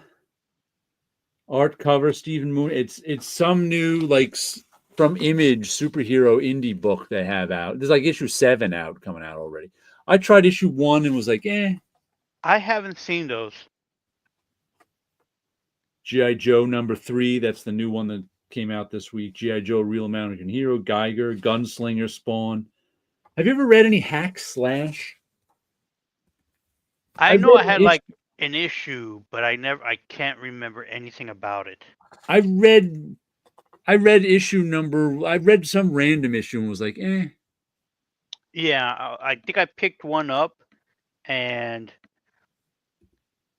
other than the logo, I couldn't tell you anything else about it. Eric P. has Welcome to Maynard pre-ordered. Let's see, which one was that again? Dust to Dust, Free Agents. And it's funny because I picked up all what I thought was all the catalog books. Very tempting, Paolo. Go to Europe. Like Eric DC. P., I got Free Agents number 1. It was not hooked. That just about describes my experience, too. Like I found and picked up DC Connects. So that's the DC version of the catalog. Okay. And I had gotten the Marvel catalog and then the IDW catalog. And it did look like there was a 4th catalog on the shelf, but it was just another Marvel catalog. Unless it was maybe in front of the Image ones. Yeah. Like someone may have put them back, but I didn't see the Image ones because I would have picked that up as well. Hornsby and Halo number 3. Story by Peter J. Tomasi. And the art by Peter, I never knew how to say this, Schneegeberg, S-N-E. Sneegerd. Sneegerd. Sneebjerg. Sneebjerg. You notice I'm not even trying. Was he the guy who did some Books of Magic? Books of Magic, and did he do some that same era? Oh man, Starman. A few fill-ins, I think. Yeah, I think he did some few fill-ins. That's where I know his name from. I didn't realize I Hate Fairyland was still continuing. Issue 19. Hyde Street number 4, another Jeff Johns one. I think they had a new number 1 somewhere along the story. I don't know if I ordered Juvenile number 1 or not. Pre-ordered it because I think last week was fun. I just remember liking the cover, and it was one of these drawings of a person covers, just like that one. I remember liking the art on it, but I don't remember if I ordered it or not. Knights versus Samurai. Story by David Dastmalchian, Dastmalchian. Samurais win. I don't know that one at all. Have you? I never saw it, but I would say Samurais win. They're more agile. Knights were always the Knights are, if they're mounted knights, the samurais are in trouble. true, Mm. very true. Lego Ninjago? I don't know that one. The moon is following Lego Ninjago. Ninjago? Yeah. Okay. I always thought it was pronounced Ninjago. I have no idea. Because I just came out. they're based on a toy line, and they did a comic book. I know Paper Cuts did a comic book of the Ninjago stuff, and it sold really well for them. But that was years ago, so I don't know who has the license to that now. Well, Image, because you're looking through an Image camera. Yeah. Napalm Lullaby is coming back. That's the Rick Remender and Bengal story that I've been buying. They've been on hiatus. Rat City, Redcoat. The Rocket Fellers, number 3. I just have such a disdain for pun names. I think it's another is it? Yeah, it's a Ghost Machine book. So it's part of that Jeff Johns line. That I did see, like, they popped up on TikTok, and the concept, or at least the advertisements on TikTok for the book were actually pretty nice. Yeah. They were pretty well done. It was like that made me really interested in that title, just because of the way they the way they made their TikToks were fun, and the artwork was pretty nice, and they focused on each of the characters, and they told you a little bit about each of them. So that made me go, oh, maybe I'll look out for that. The Sacrificers, number 14, another Rick Remender book. More Sam and Twitch, Savage Dragon, Res. What does that mean? It's got the Savage Dragon, parentheses, RES. All right. Reorder? No. It's the only one with it there. 274 came out already, didn't it? Is that a reprint? No. I don't think 274 came out. That might be the next one to come out, because I don't have that one. Mr. Glum is back. Scorched and Snot Girl's back. That surprises me. I was buying that one, and it just sort of faded away. Who is this? Brian Lee O'Malley is the writer, and Leslie Hung and Rachel Cohen are the art. I'm always surprised to see a comic back, and with the same numbering, even more surprised. Stoneheart. I think I bought the first issue of that, the Emma Kubert one, but nothing since then. Tin Can Society I've been getting. Transformers 16, Void Rivals 16. I wonder how many copies of The Walking Dead Deluxe they're actually selling. Because I don't know anyone who's buying it on YouTube. I never see shelf copies.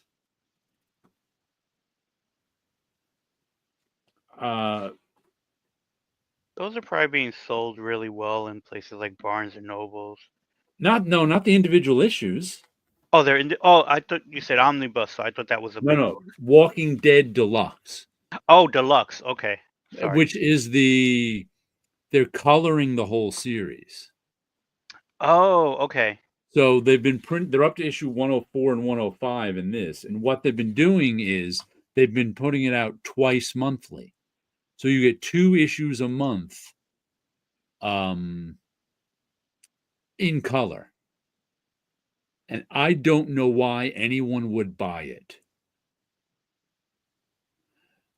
Because once again, I did the math. Because if it was one a month and it was cheap, I would buy it. Because I'd because I had The Walking Dead on my pull list since issue 3, and I enjoyed going and getting a new issue of Walking Dead a month. I was like, you know what? I would relive that in color. But $8 a month, that's what, That's $8 a month to you. That's what do we got? $96 a year to me.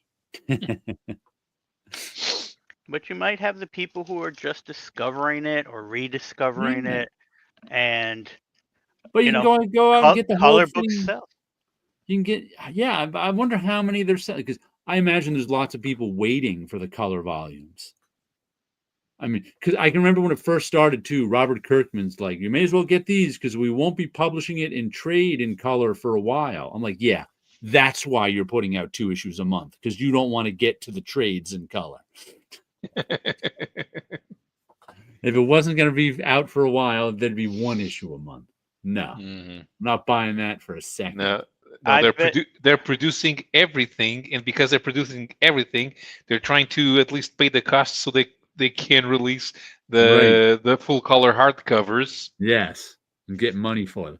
Resolicit 62 Lefty Blues, and yeah, that's what RES means. Resolicit. Yeah, that makes sense now. David B is Polka Dot Man in the Suicide Squad. Oh. A little while ago, somebody in Portugal asked if the digest-sized version of Watchmen had less text than the original, and he seemed adamant that it was impossible for it to have the same text as the original, even though I explained it to him the economics of the thing, because there used to be a Tintin digests back in the 70s, and you did a simplified version of the text for those. They cut out text, and of course that was the 70s and it was Tintin, so you could do that, no problem. But when you can't do that with Watchmen, no, it's impossible with that size. No, it's not impossible with that size. Somebody's already done it on a number of things. Also, DC would never have published that if they had to go mucking about in the files to put the new abridged text. The lettering is just smaller.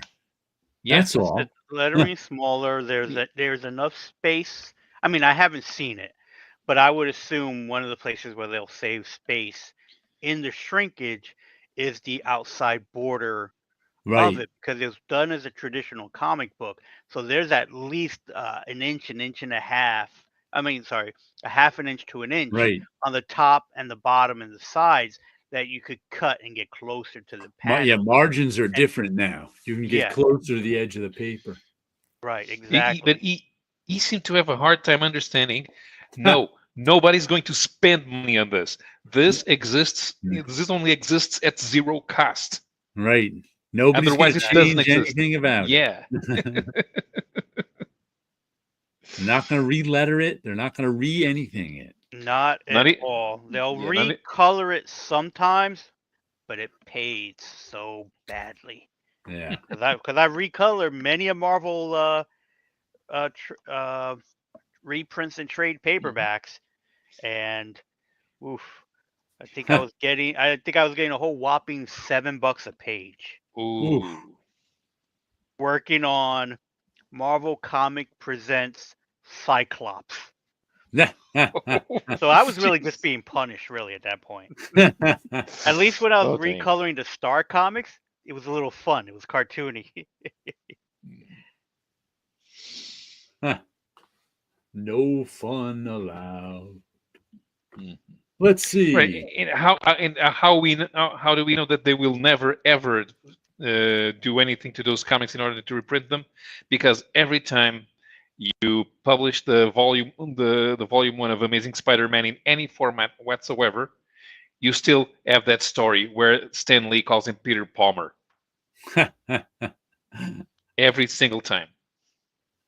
And if they won't fix that, such a glaring error, they are not going to do an abridged version for you. No, I'm pretty sure they did fix that at one point, and Corey restored it back to the original mistake. He restored the original mistakes back into, because they used to fix that stuff in the stat, which is also why you sometimes got earlier, because what would happen was, a mistake would happen like that Peter Palmer.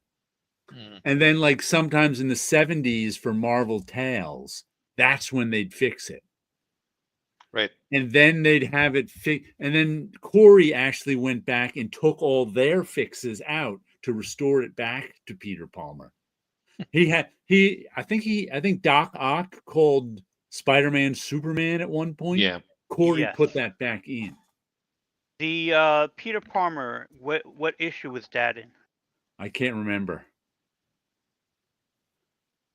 And I there have was the also because I have the original files for Amazing Fantasy, ah or the digital files, right. the original digital files for Amazing Fantasy, and so I was going to check that if it was in that. So some I of those imagine that they simple did it spelling for things they did fix. yeah, but I imagine they did it for Marvel Tales, and then when they went back and did the first wave of Masterworks, still in the 1980s. I mean, Yeah, it's you don't Corey's not there yet. right. Until Corey took over. Folk hero Corey, as he is known on the Masterworks website. Yeah, because it's full of mistakes. I mean, that's why they came Right. up with the Robert Bruce Banner, because there's the issue where they call him Bob Banner. Right. There's a Tales of Suspense with Iron Man where he's Anthony Blake. Because Stan Lee couldn't remember the names. No. Let me show you another book I got this week. Where is it? Rifters, number 6. This is I guess this is continuing. This is our time travel cops. And they ended this first story arc pretty well. This is the one where I liked the first couple issues, then it kind of got but the last couple of issues it's picked up again. It's gory. Is that the one where the mob controls time traveling? No, what this is the one. No, that was what's the name? That one's ended. I can't remember the name. Rory McConville wrote it. Yeah, that was a different one though. All of a sudden I can't remember the name, but that was a really good series. Went about 30 issues. This is a new one. Rifters that just time after time. There we go. Or time. It's not time. It's like time before time. No, something like that. That's Time After Time was the movie. It's like that's time, right. Yeah. It's something like that. It's a play on that. But yeah, there's another time travel, and it was funny and gory. This is the one where they invented time before time. Time Before Time, says Eric P. Yeah, that was a good series. I'm gonna reread that whole thing one day. But this is the one where time travel was invented, and they made it a commercial product, where it's like you could buy or rent your own time machines. Of course, you got to make some money off it. Yeah, but then, of course, it wrecked everything. Because, of course, people were going back and saving dinosaurs and everything you could think of. So they eventually had to outlaw it and make time cops to try and fix everything. So that's what they're trying to do. But they're really in over their heads because there's no way to fix everything. Yeah, but it was Time Before Time was the one where the mob controlled time travel in different eras and were warring with each other. That was a good one. That was a good one. The other book that I picked up is Godzilla, There Be Dragons 2. Uh-huh. Nice King Ghidorah cover.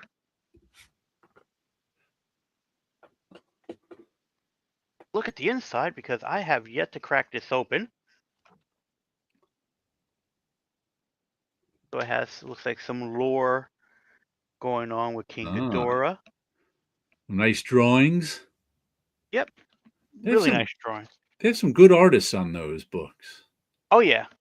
Because these characters, it's funny because if you think of the Marvel monsters, you didn't really have to go on model with them. You can make them look almost like the way you want them to look.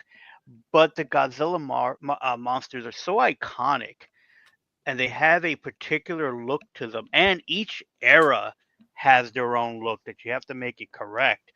I do applaud these guys who puts them together because you can look at Godzilla and kind of get an idea of what time period Godzilla model that they're using and they're doing. Good stuff. Oh yeah. And I think a lot of the artists like drawing Godzilla too. Yeah. If you're going to draw some giant monsters, you want to make them look pretty Yeah. good. And then, as much as I love Art Adams drawing Godzilla, he's the only one that was able to draw it for a long time. Mm-hmm. And I bet these guys must have, because they're the right age, to Is have that been reading Napoleon? those books. What's that? That Napoleon making a second appearance on our show tonight? That could very well be. I am not sure. It is Napoleon. Look at that. We need to make a roster of all the famous people that fought against Godzilla. We have the Yeah. Great Gatsby. We have Did you Sherlock get that Holmes. one? By the I way, did pick it up. I did okay, pick I up couldn't remember. because I got the one that you had gotten, the one that has Right. that cover. So I picked that up. I haven't read those stories yet, but I did pick it Like I up. said, I think the And next one in that volume has a Sherlock Holmes cover. oh, okay. And I also picked up Amazing Spider-Man 61 with Doctor Doom there on the cover. And again, like I mentioned, I was really tempted to pick up the one with the Thing wearing Spider-Man's outfit. And he's like, it looked like he tried to swing and just slammed into the floor. But it was like, okay, I'll let that one go because I want the one with Doctor Doom on the cover. Doom. And the last thing I picked up for the night, since we're almost done, we got 15 minutes or so, is the magazine G Fan, which Okay. is the basically the Godzilla fan magazine. That when I started picking them up, I mean, it's still black and white, but there are more color pages in here over the Mhm. years. They only publish 4 issues a month, and I You mean usually a have year? I'm sorry, a year, 4 issues a year. Um, and so I usually have a subscription, but I don't recall getting like the notice, hey, your subscription has expired. Please Ah, redo it. So I enjoy it. Articles about the making of Godzilla, and as you can see, they're in color. It's I've been picking this up for years. You know, back when I was working at Marvel, because I discovered it at Jim Hanley's Comics. But Comic Crack says G Fan is still going. it's still Canadian going. Mag. I was grabbing it back in 2000, I think. Yep. And again, I was doing it that as well. And what's really cool is like a lot of they do publish artists' artwork, Oh, okay. and a few people like I think Matt Frank, who has gone on to draw Godzilla, had his first published images in this particular magazine. Oh, wow. So I do enjoy it. It's a lot of fun. It's a good one. Yes, I It's think a so. It's the only Godzilla magazine, but it's a good one. There's not 6 or 7 competing Godzilla magazines. Right. Let's see, the last comic I got this week was number 3 of Huge Detective. And this one just continues to be weird, as is the theme of a lot of the comics I buy. Because this is the one where all of a sudden a bunch of giants rose up out of the earth, awaking after 100,000 years or something, being very annoyed that all these humans had taken over the planet. And they had wars with humans, and eventually they had peace, and all the giants live in Australia. But this particular story is about some kind of it's like a murder, a police procedural, except they need one of the detectives to help them out with it and be a huge detective. So it's like really weird. It's hard to describe because there's this cop who's working with the huge detective who's kind of working on his own. Meanwhile, there's this nut house where this one guy is in who thinks he's a giant, but he's not really.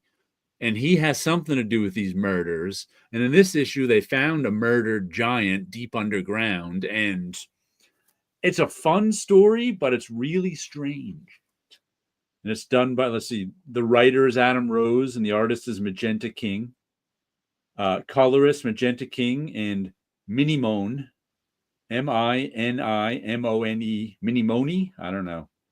Letterers DC Hopkins. But some pretty nice artwork. They're making it look sort of, there's some texture to the art. They're making it look a little watercolory, lots of textures on the walls and stuff. So it's a good story. It's just weird. It's like, praise for a huge detective. This is from Patton Oswalt. He pretty much sums it up. It's fantastic noir, homicide, and giants. A weird mashup that absolutely works. So I got to say, I think the mashup is working for me too. But it's strange.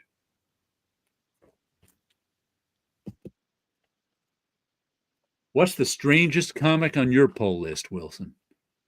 On my pull list.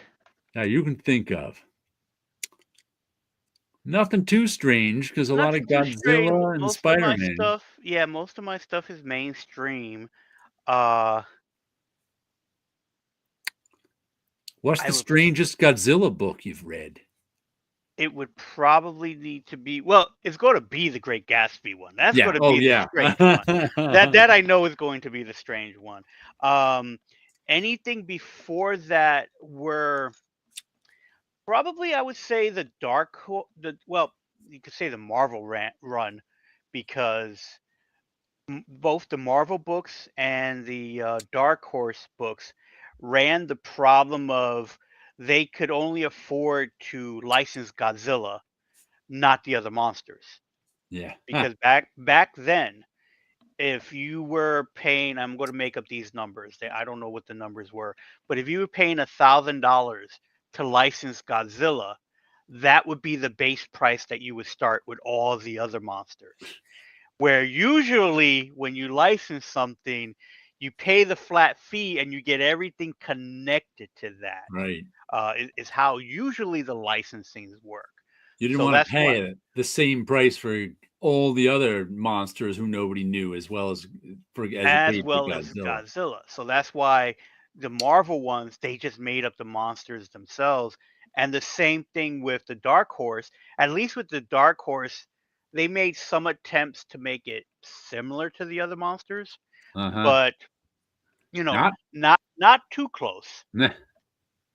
And so staying with that, the weirdest Godzilla I probably read to date would have to be Godzilla versus Hero Zero. And it was a made-up Ultraman kind of character that Dark Horse put together as a one-shot, and it happened at the San Diego Comic-Con.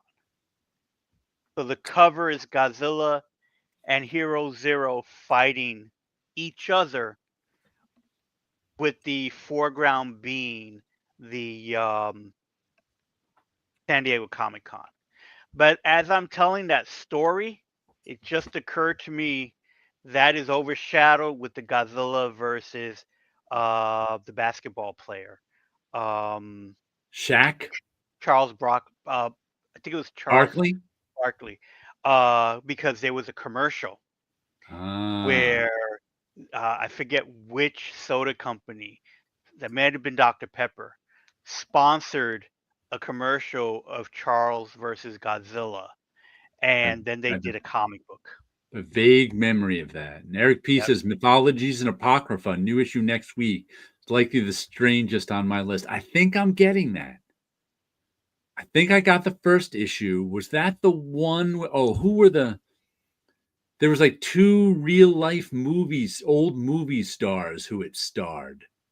Fantagraphics book, black and white. I forget who the artist is. It was the first time I think I'd read anything of his. But I remember it was like a story of, there was like two movie stars in it and it was stories about them and other things. I think I put the second issue on my pull list, but I'll see when I get the email tonight or tomorrow or Sunday. Usually comes on the weekend of what comics I'm getting this week. What comics they're holding for me at the comic shop. Oh, one of my notes that I completely forgot to talk about, or I don't know if we did talk about, that you see that the Atlas Comics are doing a set of Migos and they're being packed with reprints of the comics. Oh, I saw something about Mego doing Atlas comics. Like they had like who's the Howard Chaykin character? Scorpion, was it? Scorpion, the Gray Ghost or Grim Ghost I were didn't know there'd be. the two names that I recall seeing. I had taken pictures at the at the New York Comic Con because they had a booth with the Atlas stuff in it, and they had some Okay. ephemera and stuff like that. And at the end of the little tour is that you have the Migos type for at least I think 4 to 6 action figures, and they're all Ah, being packed with reprints of the book. And from what I understand, it looks like they're going to attempt to not only do the comics and the Mego toys, I think they're trying to push that IP to eventually make movies. Eric P's got it. That's right. Issue 1 had a quick draw shootout on Mars. That's right. Between Steve McQueen, Johnny Cash, and Sammy Davis Jr. Now I remember that. Yes. Ah, okay. So, so I think I got issue 2 of that coming too.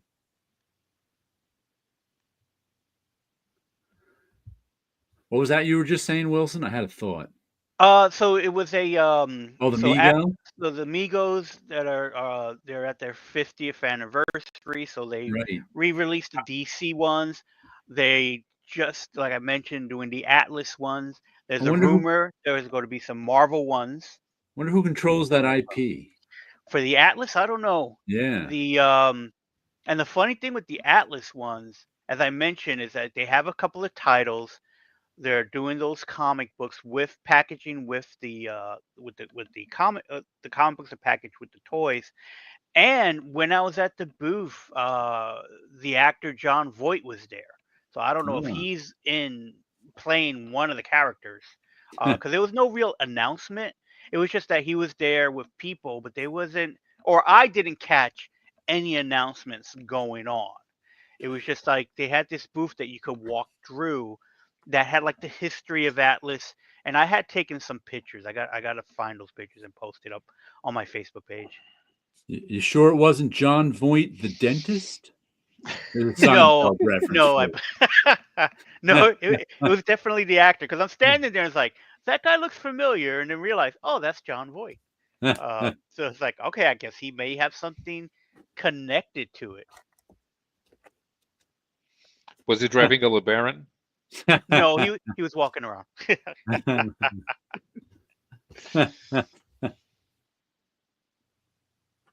Quick draw shootout. That's right. There was some Hollywood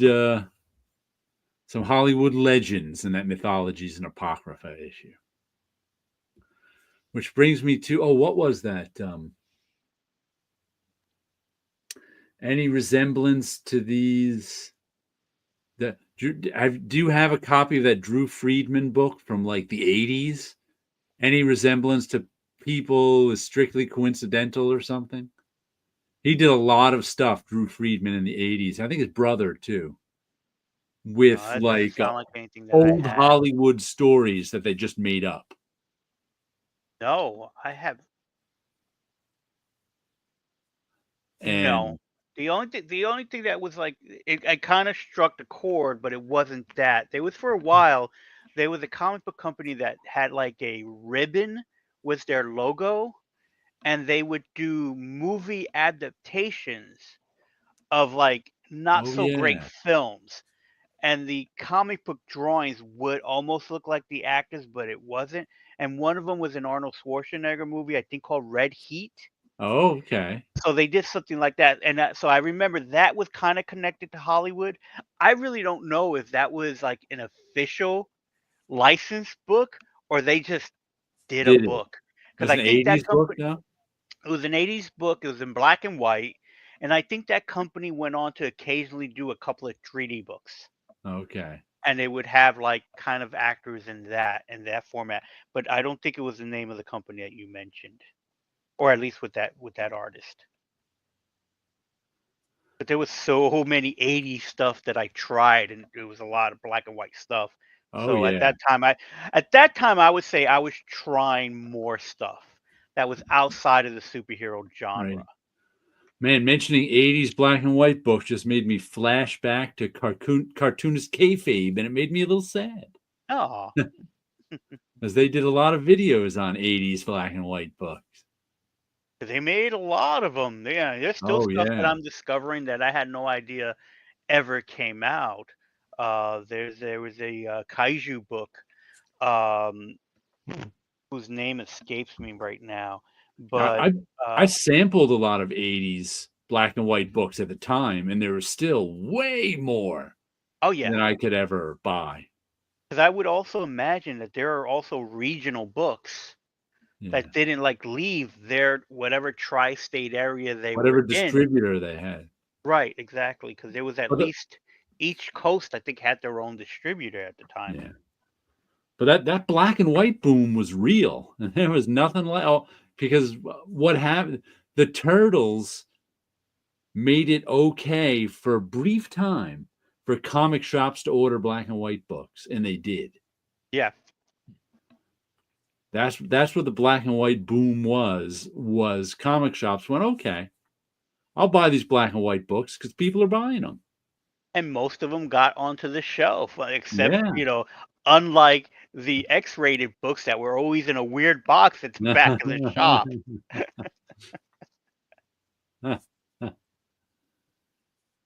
I wonder if there was ever a catalog or something of there's an over of like a catalog of like 80s black and white boom books, because there is an Overstreet book that I just saw at my comics. I think it's on volume 2. A price guide. Oh, balloons. Yay! Price guide of the failed. A price guide in history of failed universes. So they've got like any comic book series that tried to create a universe that failed is in this book of failed universe, a price guide to them.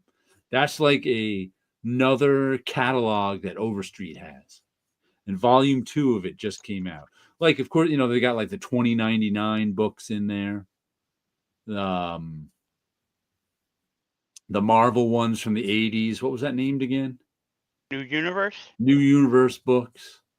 They've probably got Helix and whatever those 2 DC imprints were. But we're getting on wrap-up time, so we should say good night to everyone. Thanks for stopping by and listening to us. Here's some confetti for everyone. Come on, confetti, where are you? There we go. There it goes. Some confetti, some lasers. Oh, pardon me, that's our fireworks. Where's our rain and thunder? No, we got to see both fingers. Come on, there we go. Some thunder. I like those fun things. All right. Yeah. So everybody have a good evening out there. Take care, all. Have a great weekend. And we'll catch you next time.